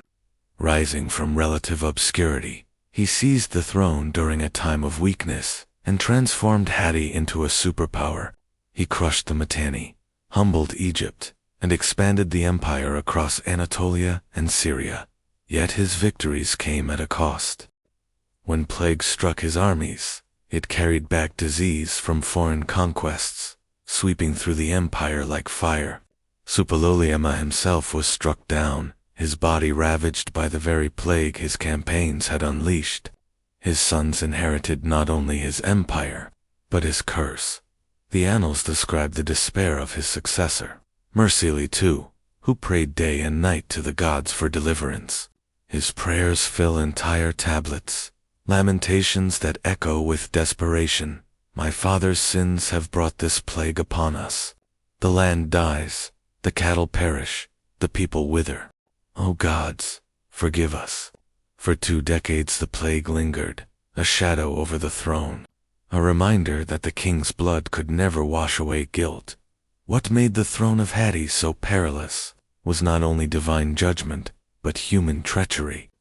Queens played a role of startling power in Hittite politics, often acting as priestesses and regents. Some were loyal, but others wielded intrigue like a dagger. Tales survive of queens who manipulated succession, placing favored sons on the throne while rivals were imprisoned, exiled, or executed. The palace was less a home than a battlefield, its chambers echoing with whispers of conspiracy. Even succession rituals carried undertones of menace. When a new king was crowned, he underwent purification ceremonies, confessing the sins of his predecessors and swearing loyalty to the gods. But these ceremonies also symbolized a break from the past. The new king was cleansed, the old king's failures erased. In this sense, each succession was a tacit admission of guilt, a recognition that the former ruler had failed the gods and left his people in peril, and always, death hovered near. Kings were expected to lead armies personally, to ride in their war chariots at the head of their soldiers. Victory brought glory, but defeat brought humiliation and, often, assassination. If famine struck, the king was blamed. If disease spread, the king was blamed. If crops failed or storms did not come, the king was blamed. The burden of divine responsibility was absolute, and no man could bear it forever. Some kings sought to escape through oaths and treaties, binding their subjects and vassals with terrifying curses. A treaty might include words like these: if you remain loyal, may the gods bless you. But if you break this oath, may the storm god strike you down. May your wives be barren, may your children perish. May your house collapse in fire. These curses were not mere rhetoric, they were believed, feared, and sometimes fulfilled. The blood of kings was tied to the blood of their people. If one failed, all suffered. Archaeologists uncovering the royal archives at Hattusa found not only treaties and prayers, but oracles. Kings would consult priests who read the livers of sacrificed animals, searching for signs of divine will. They asked questions of dreadful weight. Should we go to war? Is the queen plotting against me? Have I angered the gods? The answers were ambiguous, sometimes contradictory. Yet kings staked their lives and empires on these fragile signs. Imagine the great king of Hatti, seated in his palace, as priests bring forward the liver of a sheep, its surface marked with strange lines. They trace these lines with their fingers, whispering interpretations. One says yes, another says no. The king must decide, knowing that if he chooses wrongly, the gods will punish him and his enemies will destroy him. Such was kingship in Hattusa, throne built on trembling foundations, upheld by ritual, blood, and fear. In the end, the blood of kings could not save the empire. As enemies gathered and famine deepened, the rituals grew longer, the prayers more desperate, but the gods did not intervene. The throne of Hatti became a grave, its kings buried beneath the weight of curses and betrayal. And yet, their legacy lingers. In the ruins of Hattusa, fragments of their prayers still whisper. The tablets are broken, but the words remain. Cries of men who bore the blood of empire, who stood between gods and mortals, who died for both. But perhaps their deaths were not the end, for some texts speak of restless spirits, of kings who lingered in the underworld, demanding offerings long after their bones had turned to dust. If true, then the blood of Hittite kings was not merely spilled, was bound, chained to a past that will not release its grip. Chapter 11. Whispers of the Underworld. The Hittite world was not only built upon swords, chariots, and the power of kings. It was also a world where shadows lingered, and whispers of unseen forces echoed through stone temples and underground sanctuaries. To the Hittites, the natural and supernatural worlds were not separate, but bound together by invisible threads of fear, ritual, and ancient belief. Their people saw every storm, every plague, every sudden death not as chance but as the work of unseen gods and spirits. Sometimes merciful, often merciless. It was in this shadowed domain, the realm of the underworld, that the Hittites placed their deepest fears. The gateways below in the city of Hattusa, capital of the empire, towering walls and palaces, stood as symbols of human might. But beneath them, the people believed, lay gateways to another world, natural caves, cracks in the earth, and springs of bubbling water were seen as portals into the land of the dead. When priests descended into those dark places, with torches in hand, they were not merely entering the earth, they were walking between two worlds. Hittite texts describe how offerings were left at these thresholds, bowls of wine, bread, and even sacrificed animals, meant to appease the gods below. The Hittites did not imagine the underworld as a place of eternal punishment, like later religions. It was instead a cold, gray realm of silence, ruled by deities whose moods could shape the fate of the living, and it was feared. The underworld gods were believed to be restless, jealous, and quick to punish neglect. To forget them was to invite disaster, a poor harvest, a devastating illness, or a war gone wrong. The gods of darkness, the most feared among these was Lelwani, the goddess, or, in some versions, the god of death. Lelwani ruled the silent world below, a figure wrapped in mystery. Some texts portray her as merciful, guiding souls safely into the afterlife. Others suggest she was cruel, unleashing curses upon mortals who had angered her.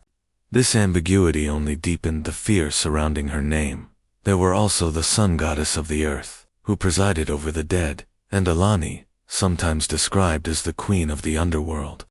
Together, these deities formed a shadowed court, mirroring the royal palaces above. Just as kings and queens ruled the empire with power and intrigue, so too did the gods beneath. Only their judgments were eternal, rituals of fear for the Hittites. Religion was not only worship, it was survival. Priests performed elaborate rituals to ward off curses, often lasting days.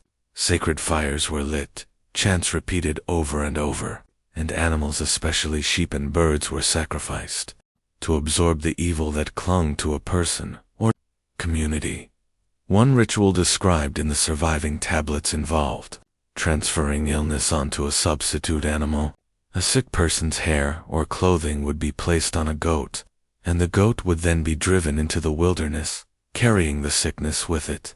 It was a dark echo of practices seen in other cultures, a reminder of how humans sought to push their suffering onto another life, and there were darker rites, still blood offerings whispered of in fragmentary texts.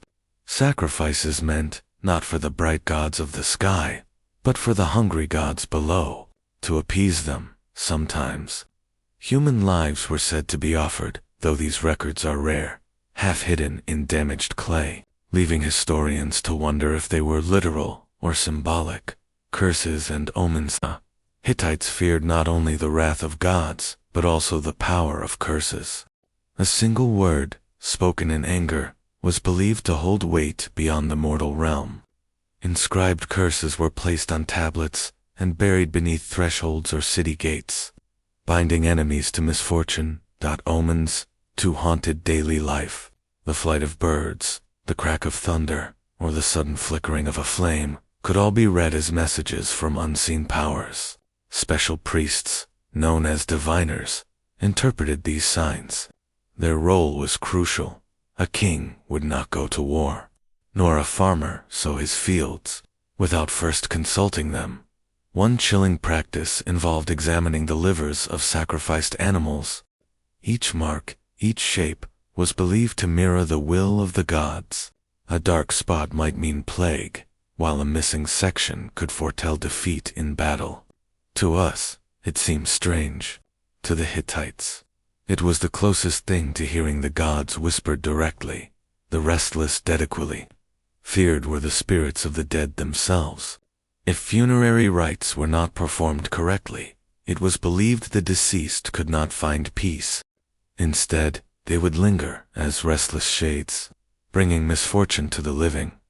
Texts describe priests reciting prayers to release the souls of the dead, guiding them safely into Lelwani's realm. Without such rites, the dead might wander, haunting homes, or afflicting families with sickness. In this way, the boundary between life and death was seen as fragile, easily broken if the proper rituals were ignored. Haunted capital Hattusa itself was said to be alive with these whispers of the underworld. Temples and sanctuaries were often built near caves or springs, believed to be natural passages into the dark realm. Priests would descend into these openings, carrying torches, chanting prayers as the flickering light painted shadows on the stone. Archaeologists today have uncovered such sites, with altars deep underground, their walls blackened by centuries of smoke. To stand in those chambers is to imagine the fear and awe of the Hittites, who believed they stood on the threshold of two worlds. Fear as power. The kings of the Hittites understood this fear well. By claiming divine favor, they held not only political, but spiritual authority. They could present themselves as mediators between the gods above, the gods below, and the mortal realm. To obey the king was not just loyalty, was a safeguard against divine wrath, but fear was a double-edged sword. A plague, a failed harvest, or a lost battle could be seen as proof that the king had lost the god's favor.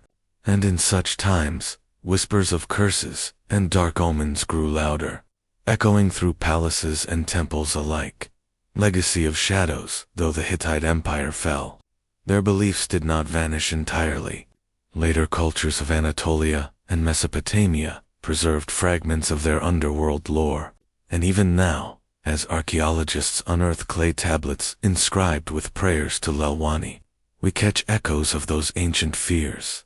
For the Hittites, death was not an end. It was a passage into a shadowed world, one that still influenced the living through whispers, curses, and rituals. To them, life was a constant balancing act between pleasing the gods of the sky and appeasing the gods of the underworld. It was a world where silence was never truly silent, because beneath every step, in the dark earth below, the gods and spirits waited, and those who forgot them, the Hittites believed, would be dragged into their cold embrace. Chapter 12. The Sea Peoples, the dark enemy from the shadows. The fall of great empires rarely comes from a single blow. More often, it is a series of cuts, a slow bleeding away of power, until the walls that once stood so strong crumble into dust. For the Hittites, one of the darkest forces to emerge in their final centuries was not born from their own lands, nor from familiar rivals like Egypt or Assyria. Instead, it came from the sea, a mysterious, shadow-cloaked tide of destruction carried by unknown warriors who struck without warning, vanished like smoke, and left cities smoldering in their wake. These invaders would be remembered in ancient records as the Hattusa, name shrouded in mystery. Their true origins still debated by scholars today. But for the Hittites, their arrival was not just another enemy to fight.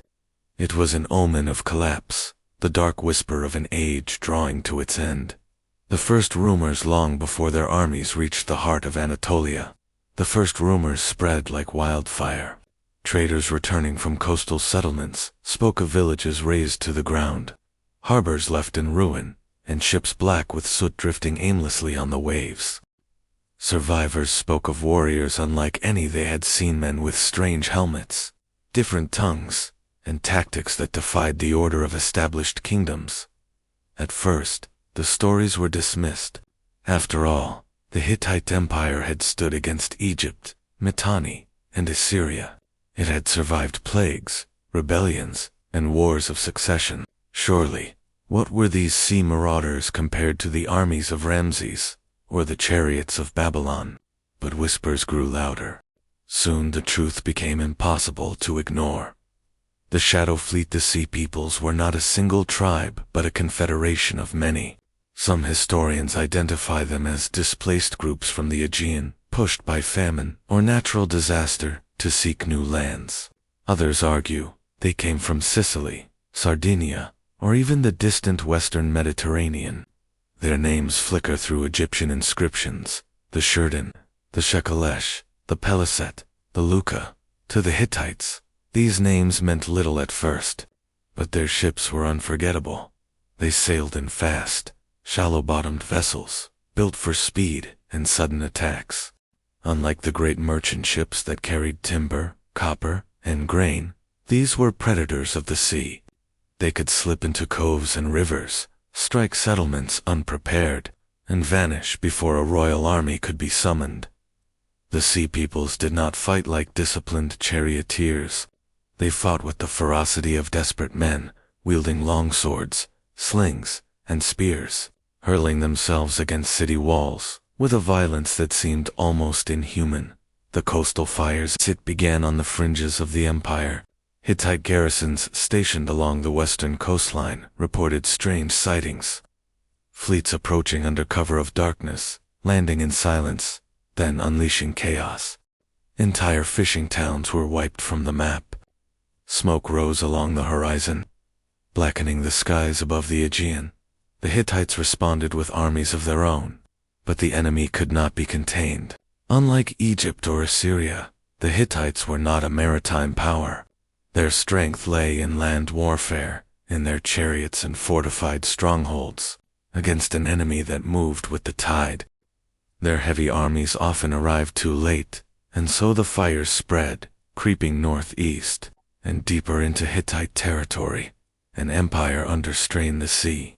Peoples might have been resisted if the Hittite Empire had been strong, but by the late 13th century BCE, it was already strained to the breaking point.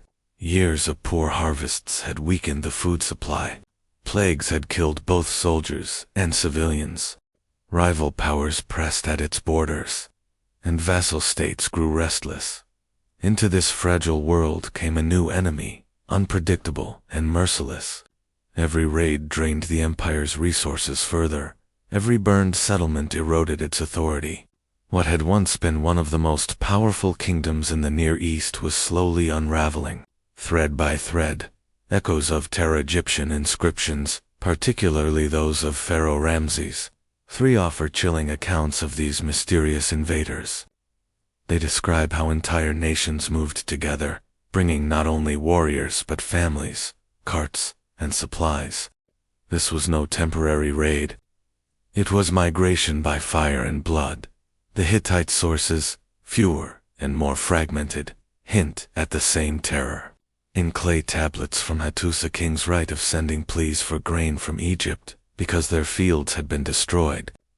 The tone is desperate, a kingdom gasping for survival. Imagine the scene, cities that had once been filled with the laughter of markets, the clatter of chariots, now reduced to ashes, farmers abandoning their fields, fleeing inland from the endless horizon of sails, children crying in fear as the glow of torches grew closer each night. This was not merely war, it was annihilation. The gods abandoned in moments of such despair. The Hittites turned to their gods.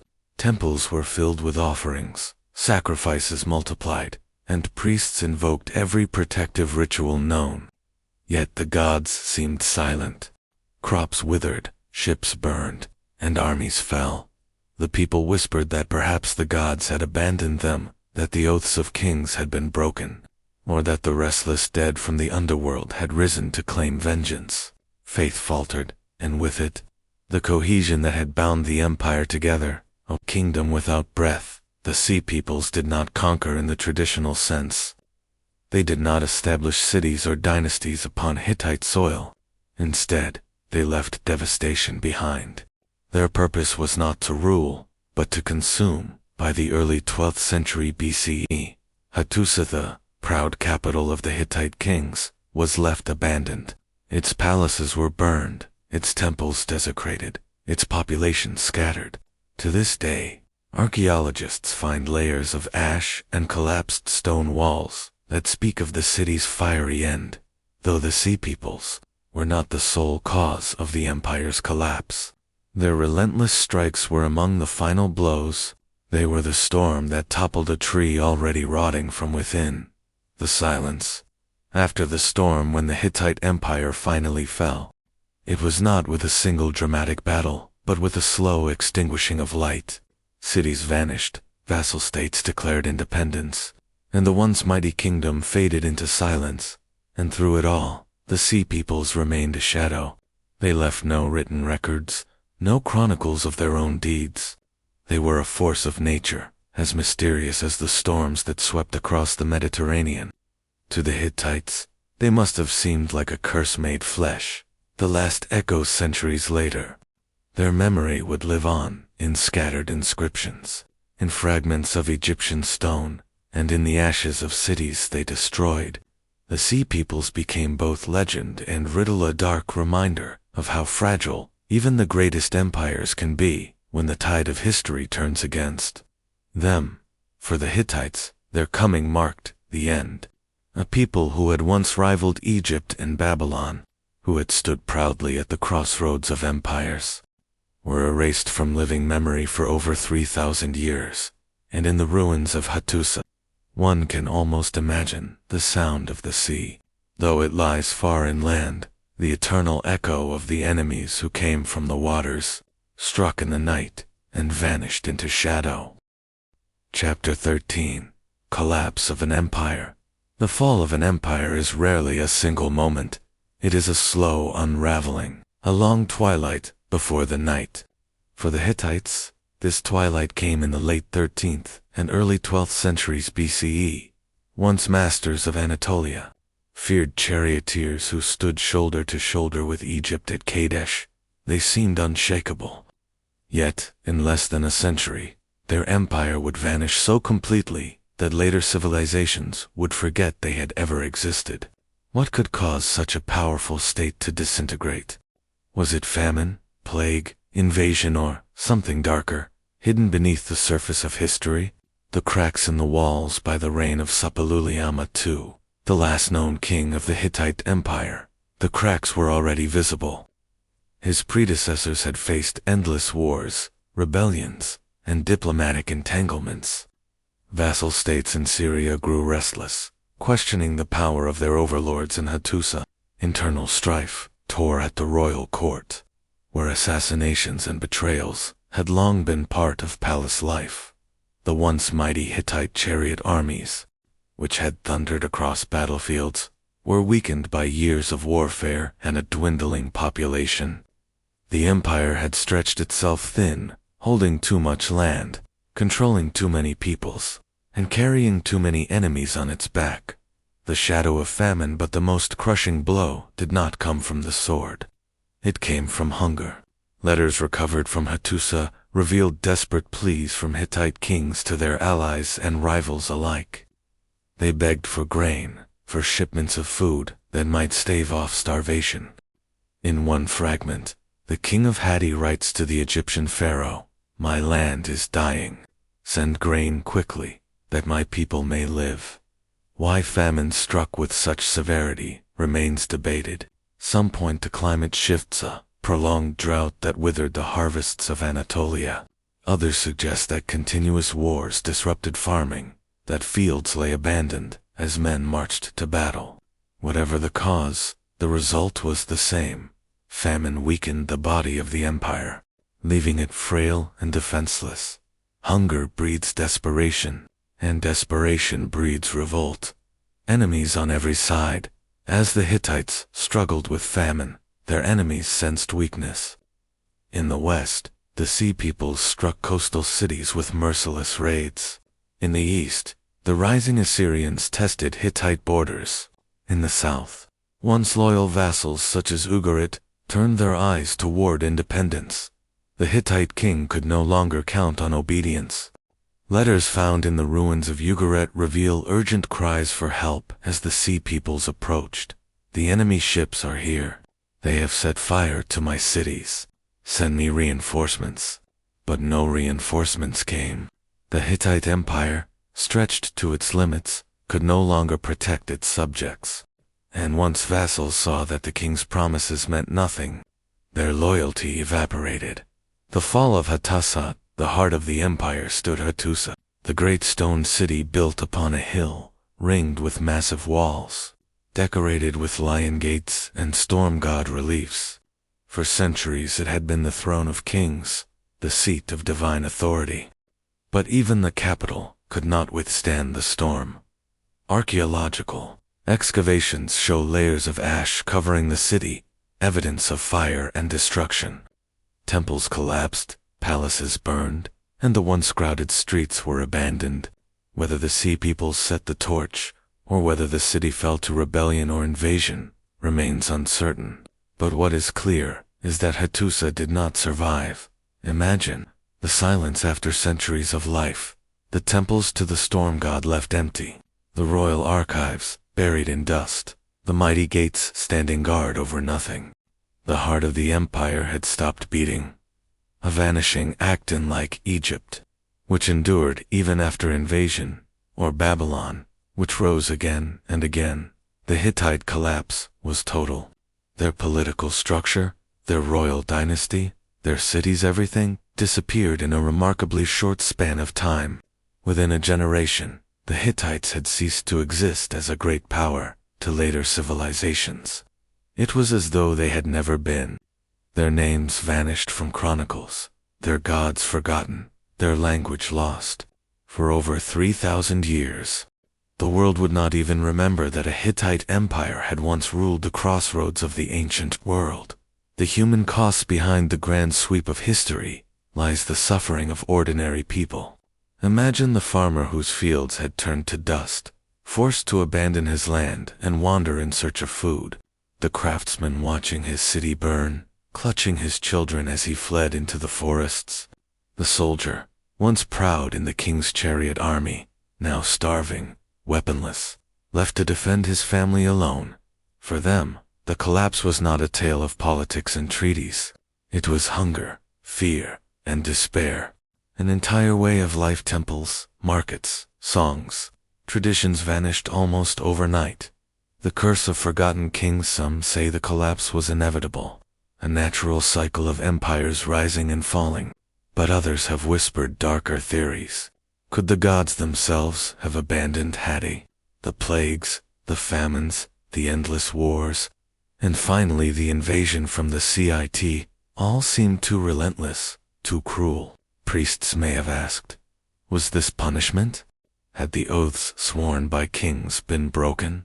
Had the sacrifices failed to appease the gods? For the Hittites, whose world was bound tightly to divine will, the silence of the gods in their final years was more terrifying than any invading army. Perhaps, in the hearts of the people, the collapse began not with famine or invasion, but with the realization that their gods no longer answered. The ashes of empire when the fires died. The lands of Hatti fell quiet. A few Neo-Hittite states would emerge later, small city kingdoms that carried fragments of the old traditions. But the great empire was gone. Its monuments crumbled. Its language went unspoken. Its kings unrememebered. In a sense, this was their true curse, not destruction, but erasure. Other civilizations lived on in memory, but the Hittites became shadows, forgotten until modern archaeology unearthed their ruins centuries later. The empire that time erased thus ended the Hittite Empire, not with a grand final stand, not with the glory of kings riding to battle, but with famine, fire, and silence. An empire that had once rivaled Egypt and Babylon simply vanished, and perhaps that is the darkest fate of all, to be forgotten. Chapter 14. Lost in time, forgotten for 3,000 years. History often remembers conquerors and kings, those who leave behind monuments of stone and inscriptions carved deep into the earth. But the Hittites, once a superpower of the late Bronze Age, were swallowed by silence. For over 3 millennia, their empire lay buried not just beneath soil and rock, but beneath the memory of mankind itself. How does a civilization so mighty disappear so completely? This is the strange and haunting story of how the Hittites slipped into the cracks of time, erased from human history, until modern scholars stumbled upon their ghostly traces. Silence after the storm wind. Hattusa burned in the late 12th century BCE. It was not just a city that fell. It was the hub of an empire, the center of power, the archive of memory. The clay tablets that once held treaties, prayers, and chronicles were abandoned, left to be swallowed by earth. The temples of the storm god fell silent, the gods themselves seemingly retreating into the shadows. What came next was silence. Unlike Egypt, which recorded its triumphs and tragedies on massive temples, or Mesopotamia, whose scribes chronicled dynasties in clay, the Hittites left behind few surviving records outside their homeland. Without scribes to keep their memory alive, their story dissolved into whispers, erased from the records for later civilizations. The Hittites barely existed. The Assyrians remembered them only as small kingdoms in the south. After the empire's fall, the so-called Neo-Hittite states, the Egyptians, who had once faced them at Kadesh, rarely mentioned them again after the Bronze Age collapse. Greek historians, writing centuries later, knew nothing of them. Even the Bible, with its references to Hittites, speaks not of the empire, but of scattered remnants, families, and tribes whose origins had already blurred into myth. Imagine that a civilization that had rivaled Egypt, Babylon, and Assyria, simply vanishing from the written memory of humanity, whispers in stone for centuries. The only traces of the Hittites were scattered stones and ruins lying forgotten in the hills of Anatolia. Travelers sometimes stumbled across strange carvings, lions guarding broken gates, mysterious hieroglyph-like symbols chiseled into rock, walls stretching across lonely plateaus. Locals told legends of giant kings and forgotten peoples, but no one knew their names. To medieval travelers, these were simply curiosities, odd remnants of a bygone people with no place in history. Scholars in the Renaissance speculated, but without evidence. The ruins remained silent mysteries, lost in the shadows of giants. Part of the reason the Hittites were forgotten is because they were overshadowed by their neighbors. Egypt dazzled with its pyramids and mummies. Babylon's hanging gardens lived on in legend. Assyria, terrified with its brutal conquests. Even the smaller kingdoms of Israel and Phoenicia left behind stories that echoed across time. But the Hittites, their cities were hidden deep in the Anatolian plateau, their monuments less flamboyant, their language undeciphered. Without storytellers to carry their memory, they became invisible. It was as though history itself had conspired to erase them. The land without a name for almost 3,000 years. The land of the Hittites became just another region of Asia Minor, first ruled by the Phrygians, then Persians, Greeks, and Romans. The people who lived there may have carried distant echoes of Hittite blood, but their connection to the old empire was forgotten. The names of Hattusa and Muwatalli were as lost as dust in the wind. And so the empire that had once been powerful enough to threaten Egypt was reduced to nothing more than a blank page in the book of history. The ghost empire. Imagine standing on the desolate ruins of Hattusa in the 15th century. Long before archaeology existed, you would see broken stones, walls half buried in grass, lions with weathered faces staring out into emptiness. You would feel the silence pressing around you. A silence so complete it was almost eerie. No scrolls, no stories, no living people to explain what this place had once been. Only the stones and the ghosts of a forgotten empire. A vanishing unlike any other. The erasure of the Hittites is unique. Other civilizations fell, but their names lived on. Troy, though mythicized, was remembered in Homer's tales. Mycenae lingered in Greek legends. Even the Sumerians, long gone, were preserved in the writings of their successors. But the Hittites vanished entirely. It is as though they were swallowed by the earth itself. Not just conquered, not just defeated, but erased. Memory as a weapon. Perhaps this is the ultimate tragedy of the Hittites. Empires often fear death by sword, famine, or fire. But there is a greater death, a death of memory. To be forgotten is to die twice, once in the body, and once in the mind of the living. The Hittites suffered both. Their cities fell, their people scattered. Then their memory dissolved, leaving behind only nameless stones in the wilderness, the long sleep for 3,000 years. The Hittite Empire slept beneath the earth, undisturbed, unmentioned. While new empires rose, Persia, Rome, Byzantium, the Hittites remained nothing but a mystery hidden in the soil of Anatolia. Their gods slept in ruined temples, their kings in unmarked graves, their stories sealed in clay tablets waiting for light. It would take the curiosity of modern scholars, armed with the tools of archaeology, to finally awaken them. The shadow between chapters. And so, by the dawn of the modern age, the Hittites existed only as shadows, half-remembered names, and broken stones. Their disappearance is perhaps more haunting than their rise, a reminder that even the greatest powers can vanish, leaving not glory but silence. The empire was not just dead, it was forgotten. Chapter 15. Rediscovery. Archaeologists uncover their ruins. For 3,000 years, the Hittites lay buried beneath the silence of history. Their empire had crumbled, their name erased, their people dissolved into the stream of time. But no secret can remain hidden forever. In the 19th century, when Europe was consumed by a hunger for the past, when explorers roamed deserts in search of lost cities, and scholars brushed away the dust of forgotten empires, the Hittites stirred again.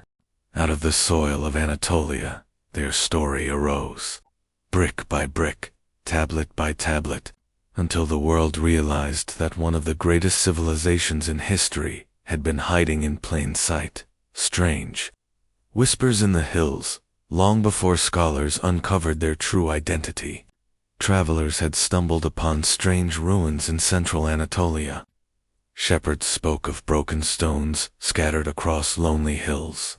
Carved lions guarded half-buried gates. Odd symbols, unlike Greek or Roman letters, adorned ancient walls. To the locals, they were simply relics of the giants or the kings of old, myths with no names. Western travelers, passing through in the 18th century, noted the ruins, but dismissed them. To their eyes, history began with Greece and Rome. Everything else was just rubble, too mysterious to bother with. And so, for a time, The ruins of Hattusa remained little more than curiosity's silent witnesses to a forgotten age. The Bible's clue's first real spark of interest came not from the stones, but from Scripture. The Bible spoke of a people called the Hittites. They appeared in the stories of Abraham, in the accounts of David and Solomon, scattered across the narrative like shadows. But who were they? Were they simply small tribes? Minor figures in the background of Israel's history? For centuries, scholars debated. Many assumed the Hittites were just a nomadic people, unimportant and weak. After all, how could such an obscure group have mattered when giants like Egypt and Assyria dominated the stage? Yet, the ruins of Anatolia whispered otherwise, a hidden empire revealed by the mid-19th century. Archaeology was beginning to look beyond Greece and Rome. Explorers in Mesopotamia had uncovered the Assyrians and Babylonians. Egypt was giving up its secrets under the patient eyes of scholars. It was in this fever of discovery that attention turned northward to the forgotten plateau of Anatolia. French and German expeditions began cataloging the strange lion gates and fortresses that dotted the landscape. Scholars noticed that the symbols carved into the stones were unlike anything they had seen before, neither Egyptian hieroglyphs nor Mesopotamian cuneiform. Some believed they had found evidence of an entirely unknown civilization. They were right. The discovery of Hattusa in 1834, a French explorer named Charles Texier visited central Anatolia. Guided by locals, he stumbled upon the ruins of a vast city near the village of Bagaski.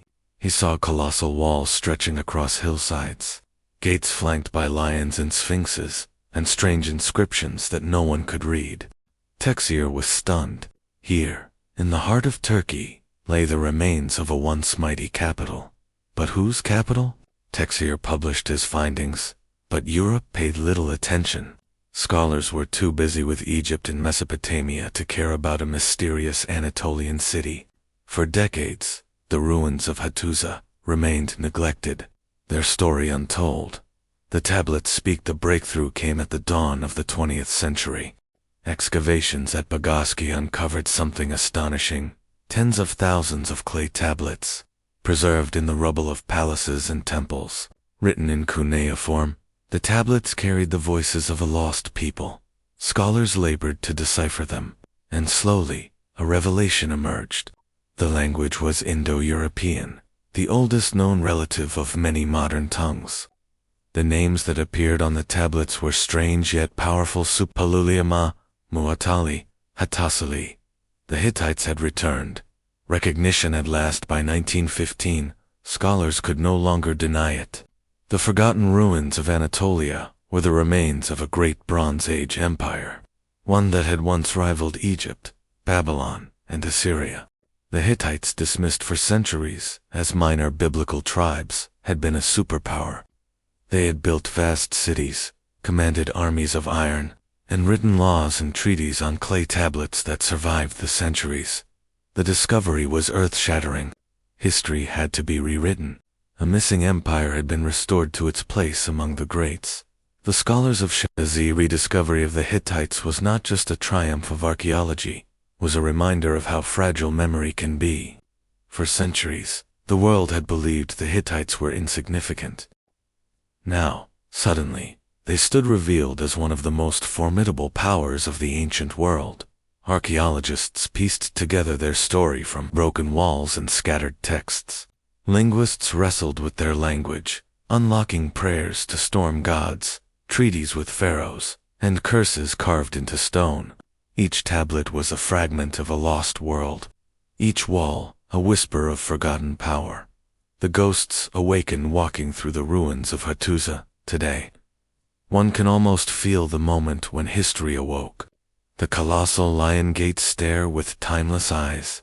The massive walls still stretch across the hills, their stones heavy with memory. The temples, though broken, echo with the prayers once whispered to gods of thunder and storm. For 3,000 years, silence had held this city in its grip. Now, the silence was broken. The Hittites had returned from the dead. The lesson of rediscovery.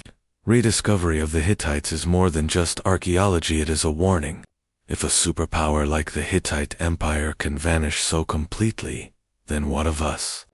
How many other civilizations lie buried, forgotten, waiting for rediscovery? History is not as permanent as we imagine. It is fragile, subject to time, fire, and silence. The Hittites remind us that memory is a kind of survival. To be remembered is to live. To be forgotten is to die twice. The shadow of what comes next, but even rediscovered, the Hittites remain a mystery. Many of their tablets are untranslated. Their language holds secrets we have yet to understand. Their myths whisper of gods and rituals lost to time. Their sudden collapse still haunts historians. We know more than we did a century ago, but the shadows remain deep, and so the rediscovery of the Hittites is not the end of their story. It is the beginning of a new mystery. Chapter 16. The Hittite Tablets' Mysterious Cuneiform Textwin. The excavators of Bagaski pried open the earth of Anatolia. They did not just uncover broken walls or toppled gates. They found words. Thousands upon thousands of words, pressed into wet clay 3,000 years ago, then hardened by fire or by accident, sealed within the ruins of palaces and temples. These were not mere fragments of pottery or decorative carvings. They were voices. Entire libraries of the Hittite world suddenly lay exposed, waiting to speak again. The tablets were everywhere, piled in storerooms, scattered across collapsed halls, buried under fallen stones. Some were broken into pieces, others still whole, their wedge-shaped marks sharp and clear despite the centuries. For archaeologists, it was as though they had stumbled not upon ruins, but upon the very soul of a forgotten civilization. The puzzle of the script at first, the tablets were a mystery. The script was cuneiform, the same wedge-shaped writing used by Babylonians and Assyrians. But the language what lay behind the script was unfamiliar. Scholars recognized words that looked foreign, sounds that seemed out of place. This was not Akkadian, the diplomatic tongue of the ancient Near East. It was something older, stranger, yet hauntingly familiar. When linguists began to untangle the grammar, they realized something astonishing. The Hittite language was Indo-European. That meant the Hittites spoke a tongue related to Latin, Greek, Sanskrit, and even modern English. Here was the oldest written form of the vast language family that would one day dominate much of the globe. The tablets were not only history, they were a bridge, linking ancient Anatolia to the modern world through the power of words. A library of an empire. The Hittite tablets revealed the workings of a mighty empire in incredible detail. There were royal decrees, outlining laws and punishments. There were treaties, sealed with curses upon those who broke them. There were prayers to storm gods and sun gods, rituals invoking the underworld, and lists of sacrifices meant to keep cosmic order intact. There were letters to diplomatic messages exchanged with Egypt, Babylon, and Assyria. Kings of the Hittites addressed pharaohs as brothers, equal rulers of the world. In one tablet, the aftermath of the Battle of Kadesh was preserved, where Hittite and Egyptian scribes wrote down the terms of peace, one of the oldest surviving treaties in history. These were not the whispers of a minor tribe. These were the archives of a superpower, voices of kings and queens. The tablets carried the voices of rulers long dead. Suppiluliuma I, the great conqueror, speaks of campaigns across Syria. Muwatalli II records the clash with Egypt. Queen Puduapa writes letters of diplomacy, signing her name as equal to kings. Through the tablets, these figures are no longer shadows. They are human commanding armies, negotiating peace, pleading with gods, and struggling against fate. Their words reach us across millennia, reminding us that empires are not built by stone alone, but by language, thought, and memory. The untranslated mysteries. For all we have uncovered, much remains unread. Among the tens of thousands of tablets, many are still untranslated. Some carry strange signs, perhaps local dialects or secret codes. Others describe rituals and myths so alien that, even when translated, they remain obscure. One fragment speaks of a journey to the underworld, guided by gods whose names no longer have meaning. Another hints at a plague that devastated the empire, blaming divine wrath for human suffering. A few tablets even record curses, malicious words intended to bring ruin upon enemies. Each unreadable mark is a question. Each broken tablet is a story lost forever. The Hittites speak, but much of their voice is still buried in silence. The shadows of power. What makes the Hittite tablets so haunting is not just their content, but their survival. They endured while cities burned, while empires collapsed, while languages vanished. Fire, which should have destroyed them, often baked them hard, preserving them for centuries. Wars erased kingdoms, but could not silence clay. It is as if the Hittites themselves, in their final act, ensured their memory would not be completely lost. Their walls crumbled, their gods were forgotten, their people scattered, but their words remained. The darkness in the words. Not all the tablets tell stories of glory or peace. Many reveal the darker side of the empire. Punishments for crimes could be brutal. Rituals demanded blood. Oaths were enforced by curses promising madness, disease, or death. The tablets also preserve confessions of weakness. Kings pray for healing from illness. Queens lament the death of children. Generals plead for reinforcements. Beneath the veneer of power lies the eternal human struggle, fear, doubt, and despair, written in clay. Archaeology as resurrection for modern scholars. Each tablet is a resurrection. Reading the words of the Hittites is like opening a window into a world thought gone forever. Through these texts, historians have rebuilt the empire's laws, reconstructed its battles, and revived its myths. Yet there is something unsettling in the process.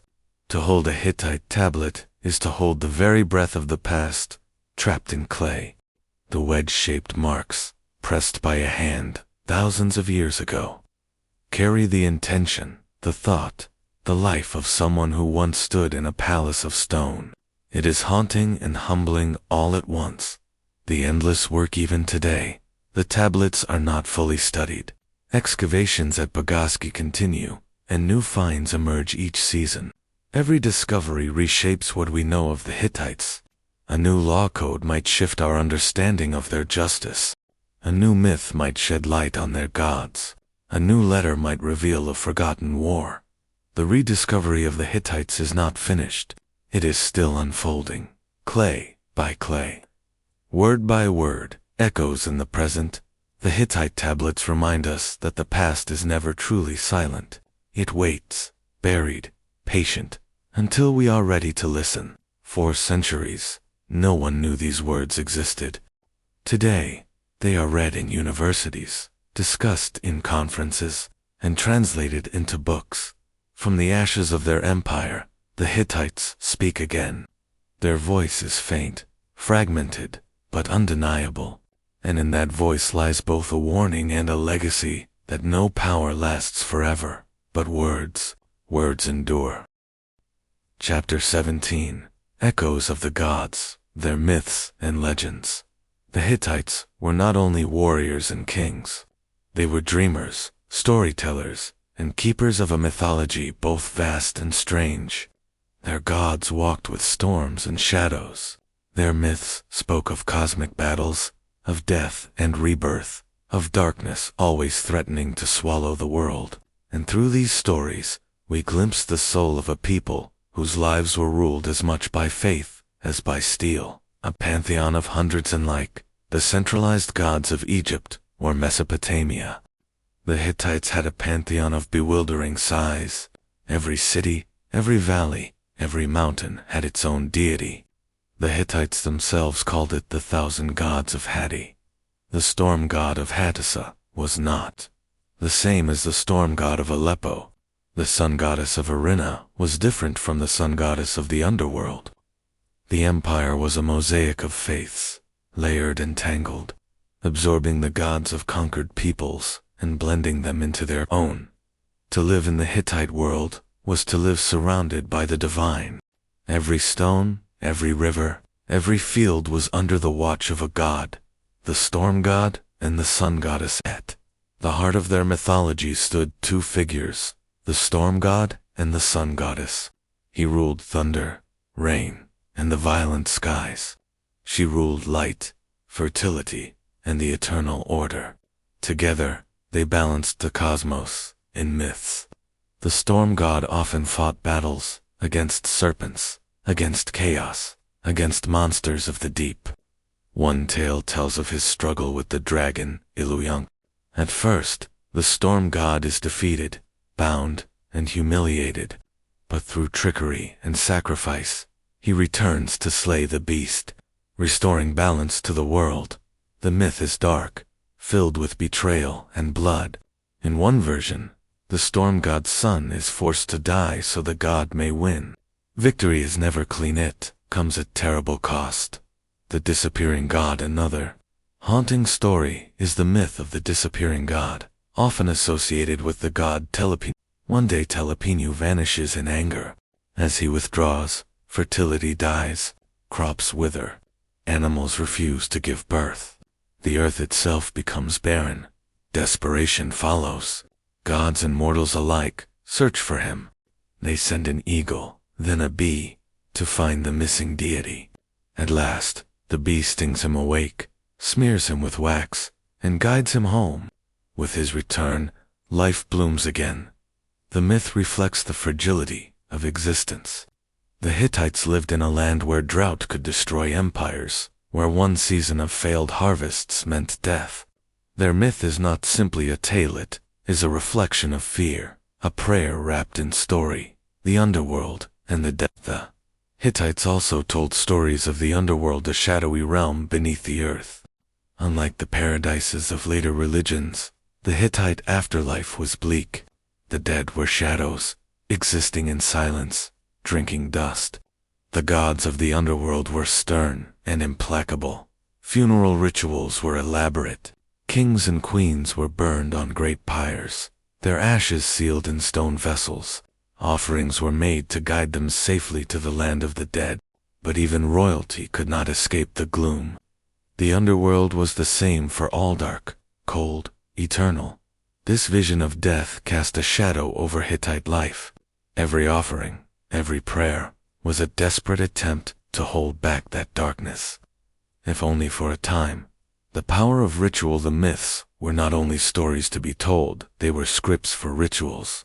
Priests reenacted the struggles of gods, calling down rain, banishing plagues, ensuring fertility.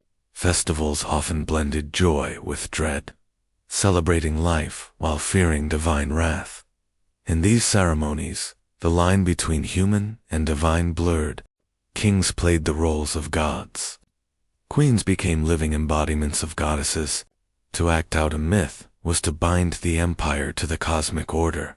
But the rituals also had a darker edge.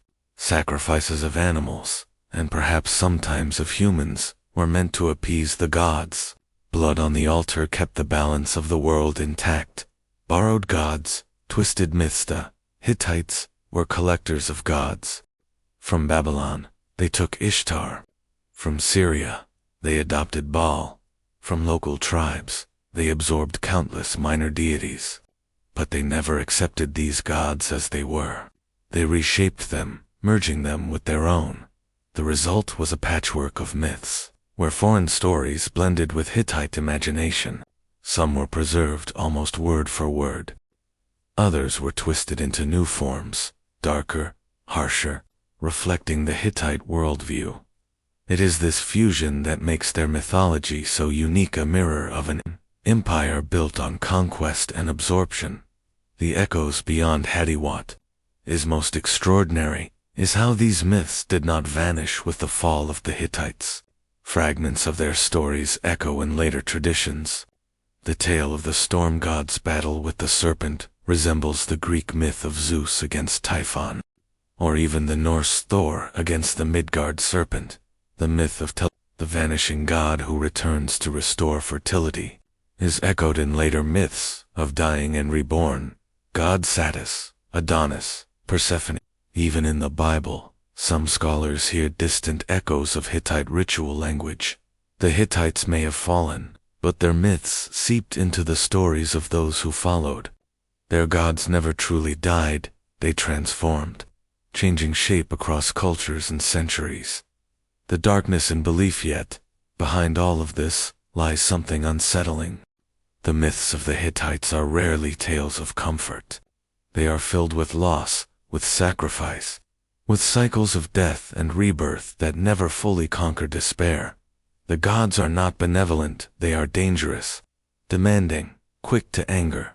The world is fragile, always at risk of collapse, and humans, in the center of this cosmic drama, are powerless but for their offerings and their prayers. This darkness speaks of a people who lived always on the edge of disaster, who feared drought, plague, invasion, and divine wrath. Their myths were not bedtime stories. They were survival, carved into the bones of their culture. The silence of the gods today. The temples of the Hittites stand in ruins. Their altars are bare, their idols shattered, their festivals forgotten. The 1,000 gods of Hatti have fallen silent. And yet, through the tablets, through the myths that survive, their echoes remain. The storm still rolls across the Anatolian skies. The sun still burns over the ruins of Hattusa, and if one listens closely, perhaps one can still hear the whispers of the gods, their anger, their sorrow, their eternal struggle against chaos.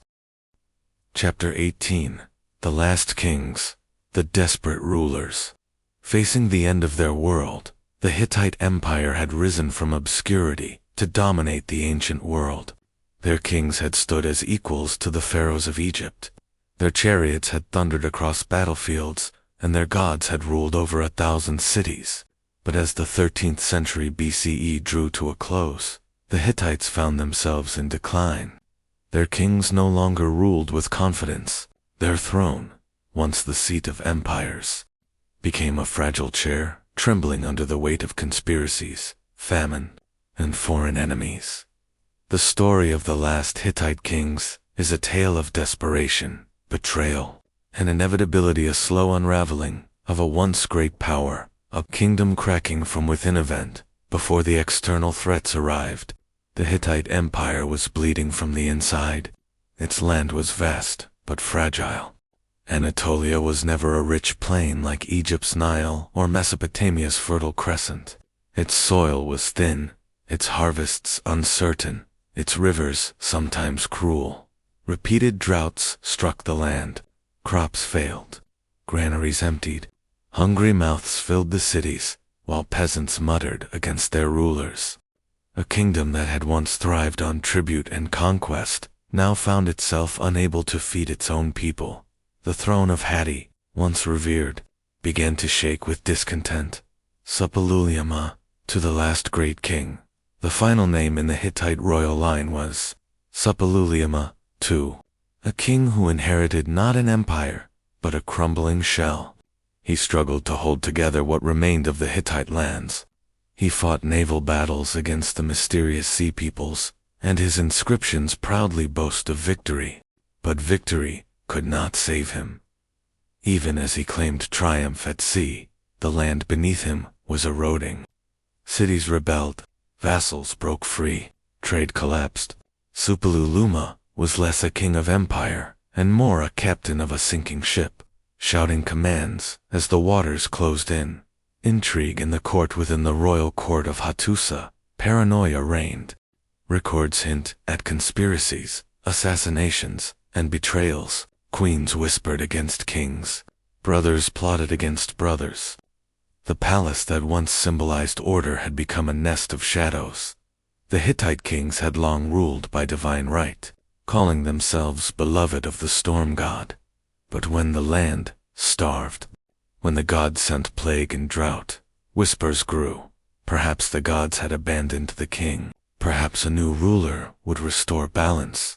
And so blades were sharpened in the dark, daggers drawn not against foreign enemies, but against fellow Hittites' enemies at the gates while the kings of Hatti turned against each other.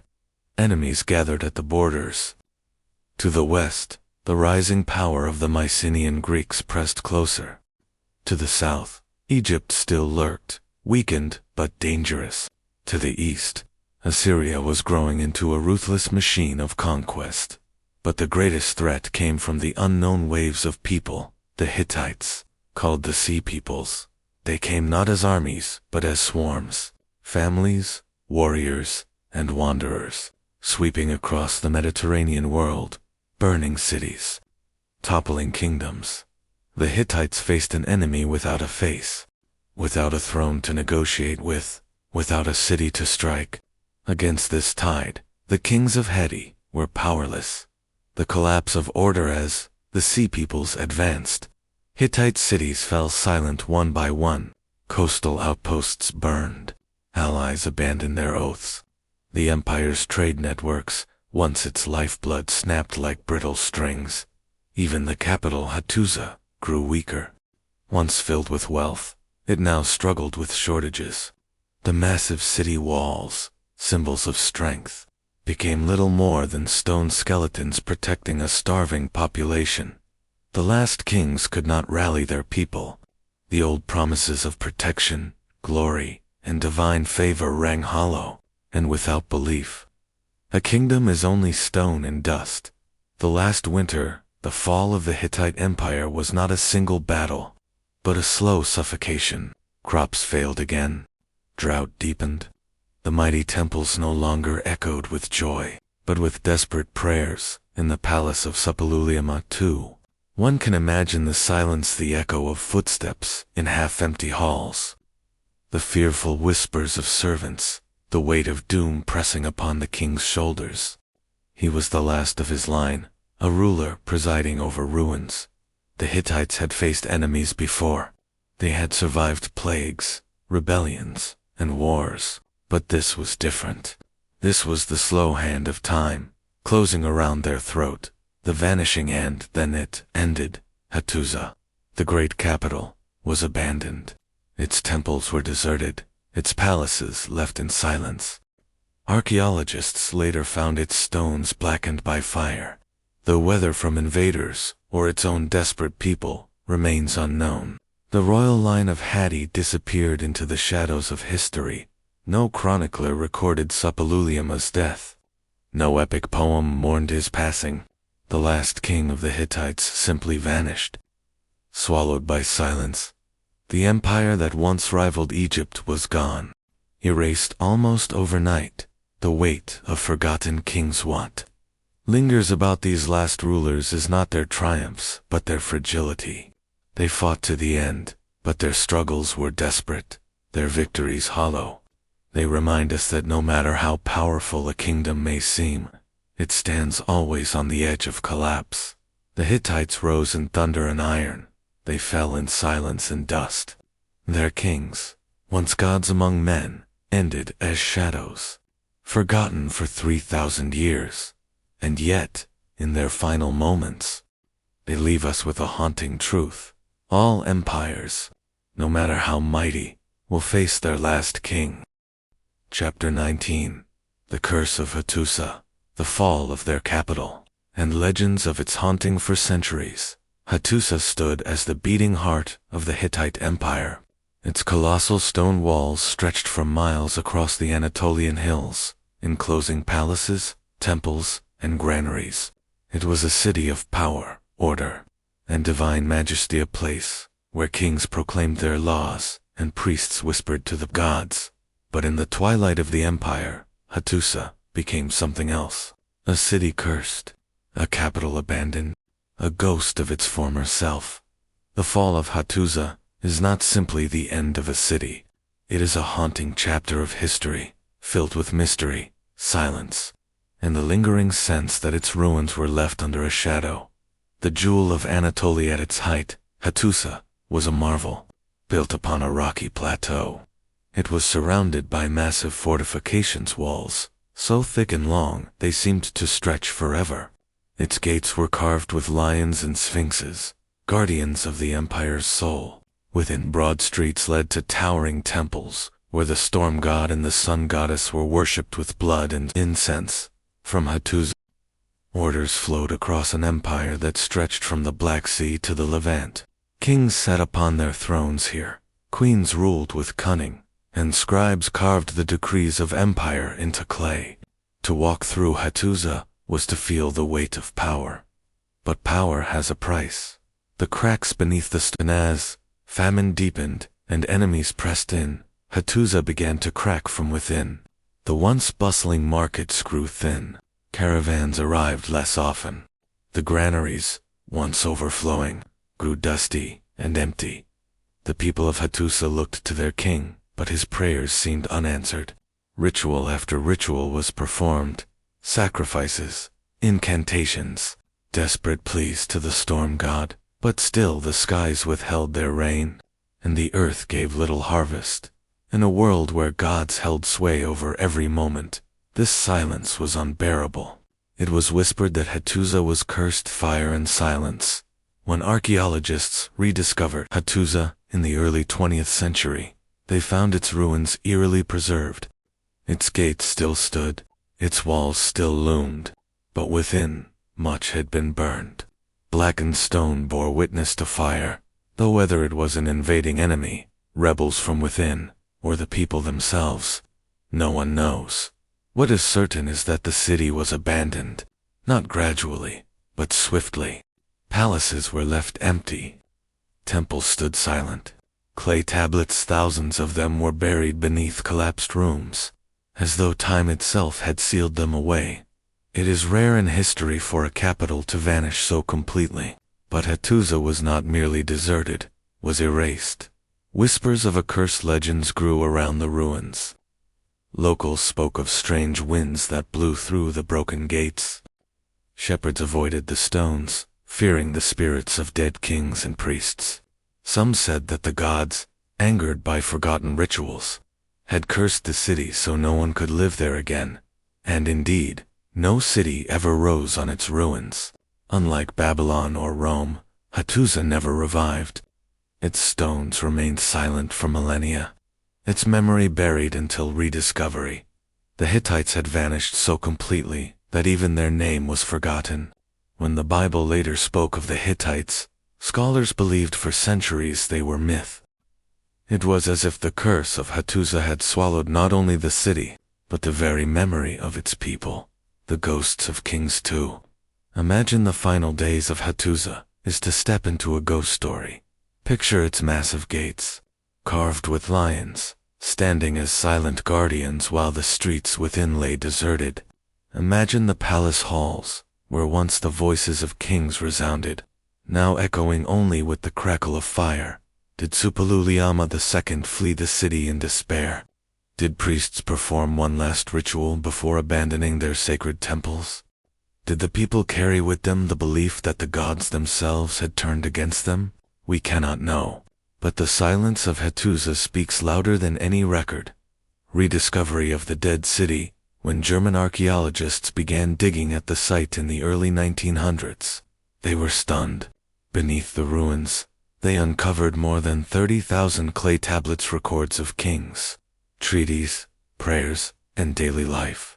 These tablets revealed a forgotten empire, a world lost to time, but the rediscovery also carried an eerie weight. The tablets spoke of curses, of rituals to ward off plague, of kings begging the gods not to abandon them.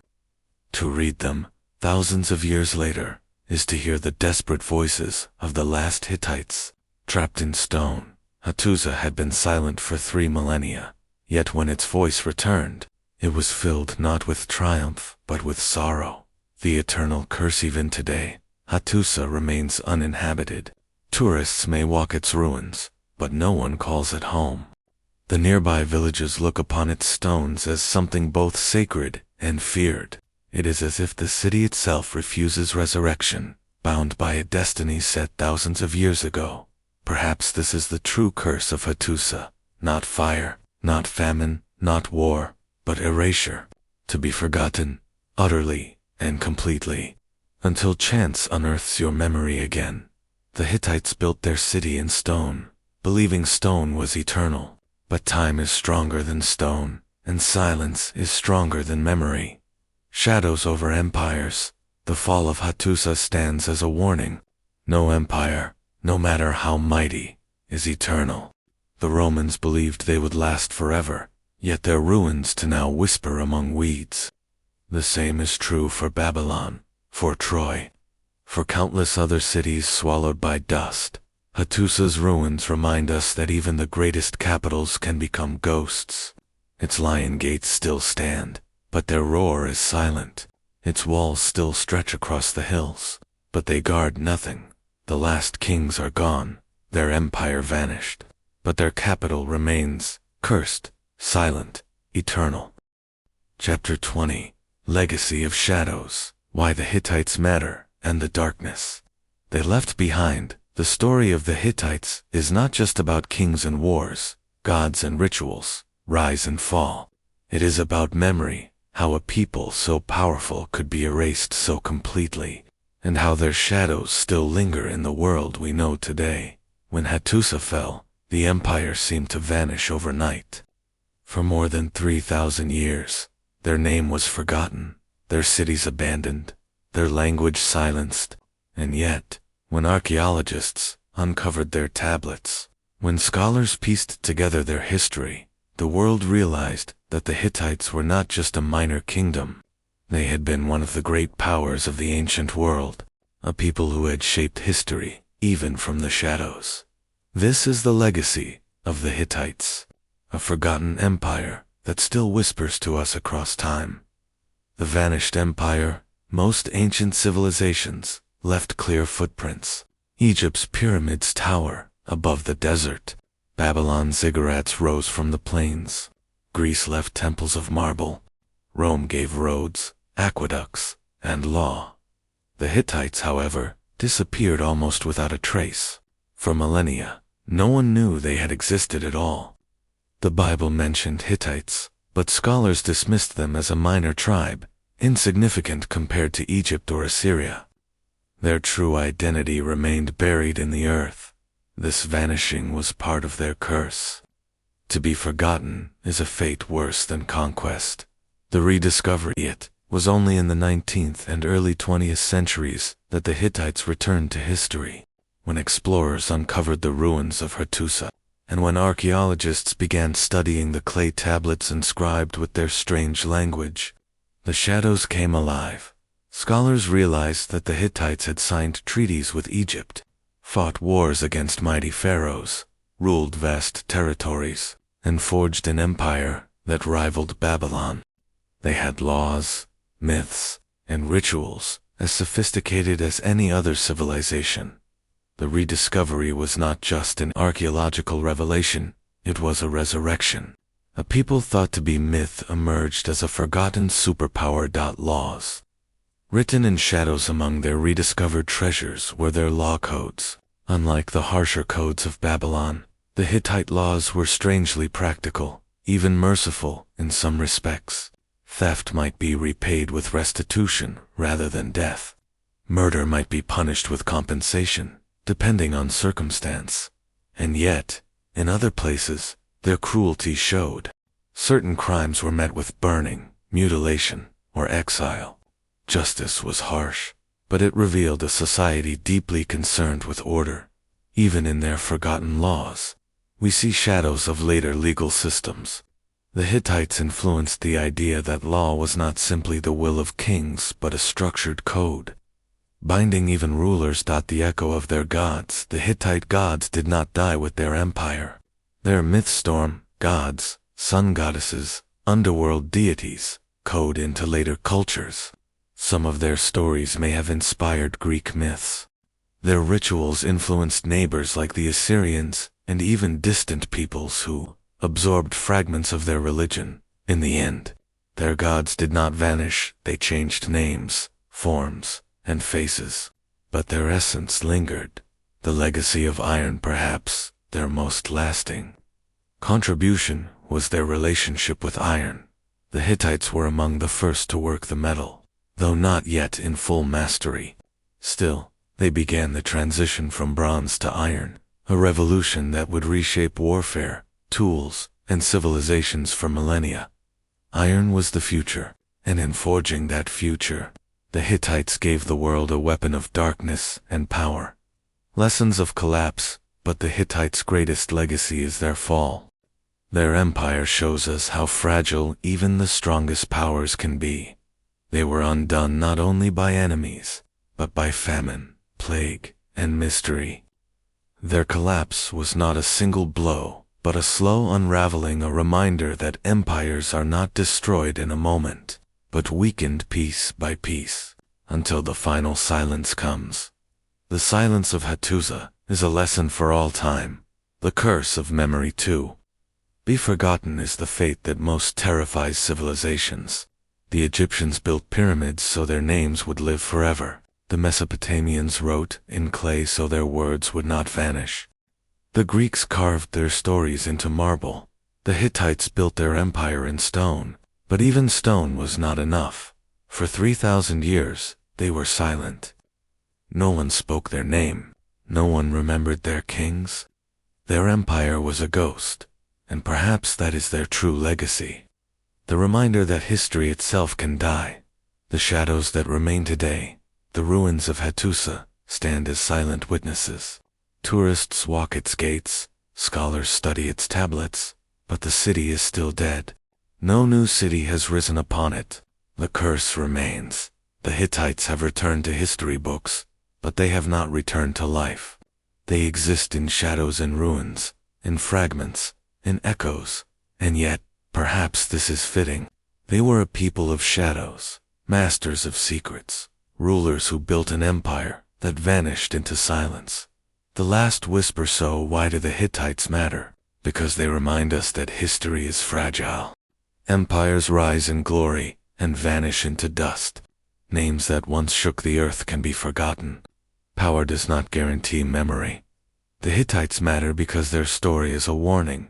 The warning of shadows, the warning of silence, the warning that every empire, no matter how mighty, carries within it the seeds of its own disappearance. And as long as the ruins of Hattusa stand against the Anatolian hills, the whisper of their curse will remain, that all things pass, that all things are forgotten, that all things turn to shadows. The empire of the Hittites may be gone, their cities reduced to ruins, their kings forgotten by time, but their shadows still linger. In myths, in tablets, in whispers carried by the winds of Anatolia, history never truly disappears. It waits. In the dark dot. Thank you for watching Dark History. Don't forget to subscribe, tap the bell icon, and join us again as we uncover more forgotten worlds, untold secrets, and the darkest chapters of our past.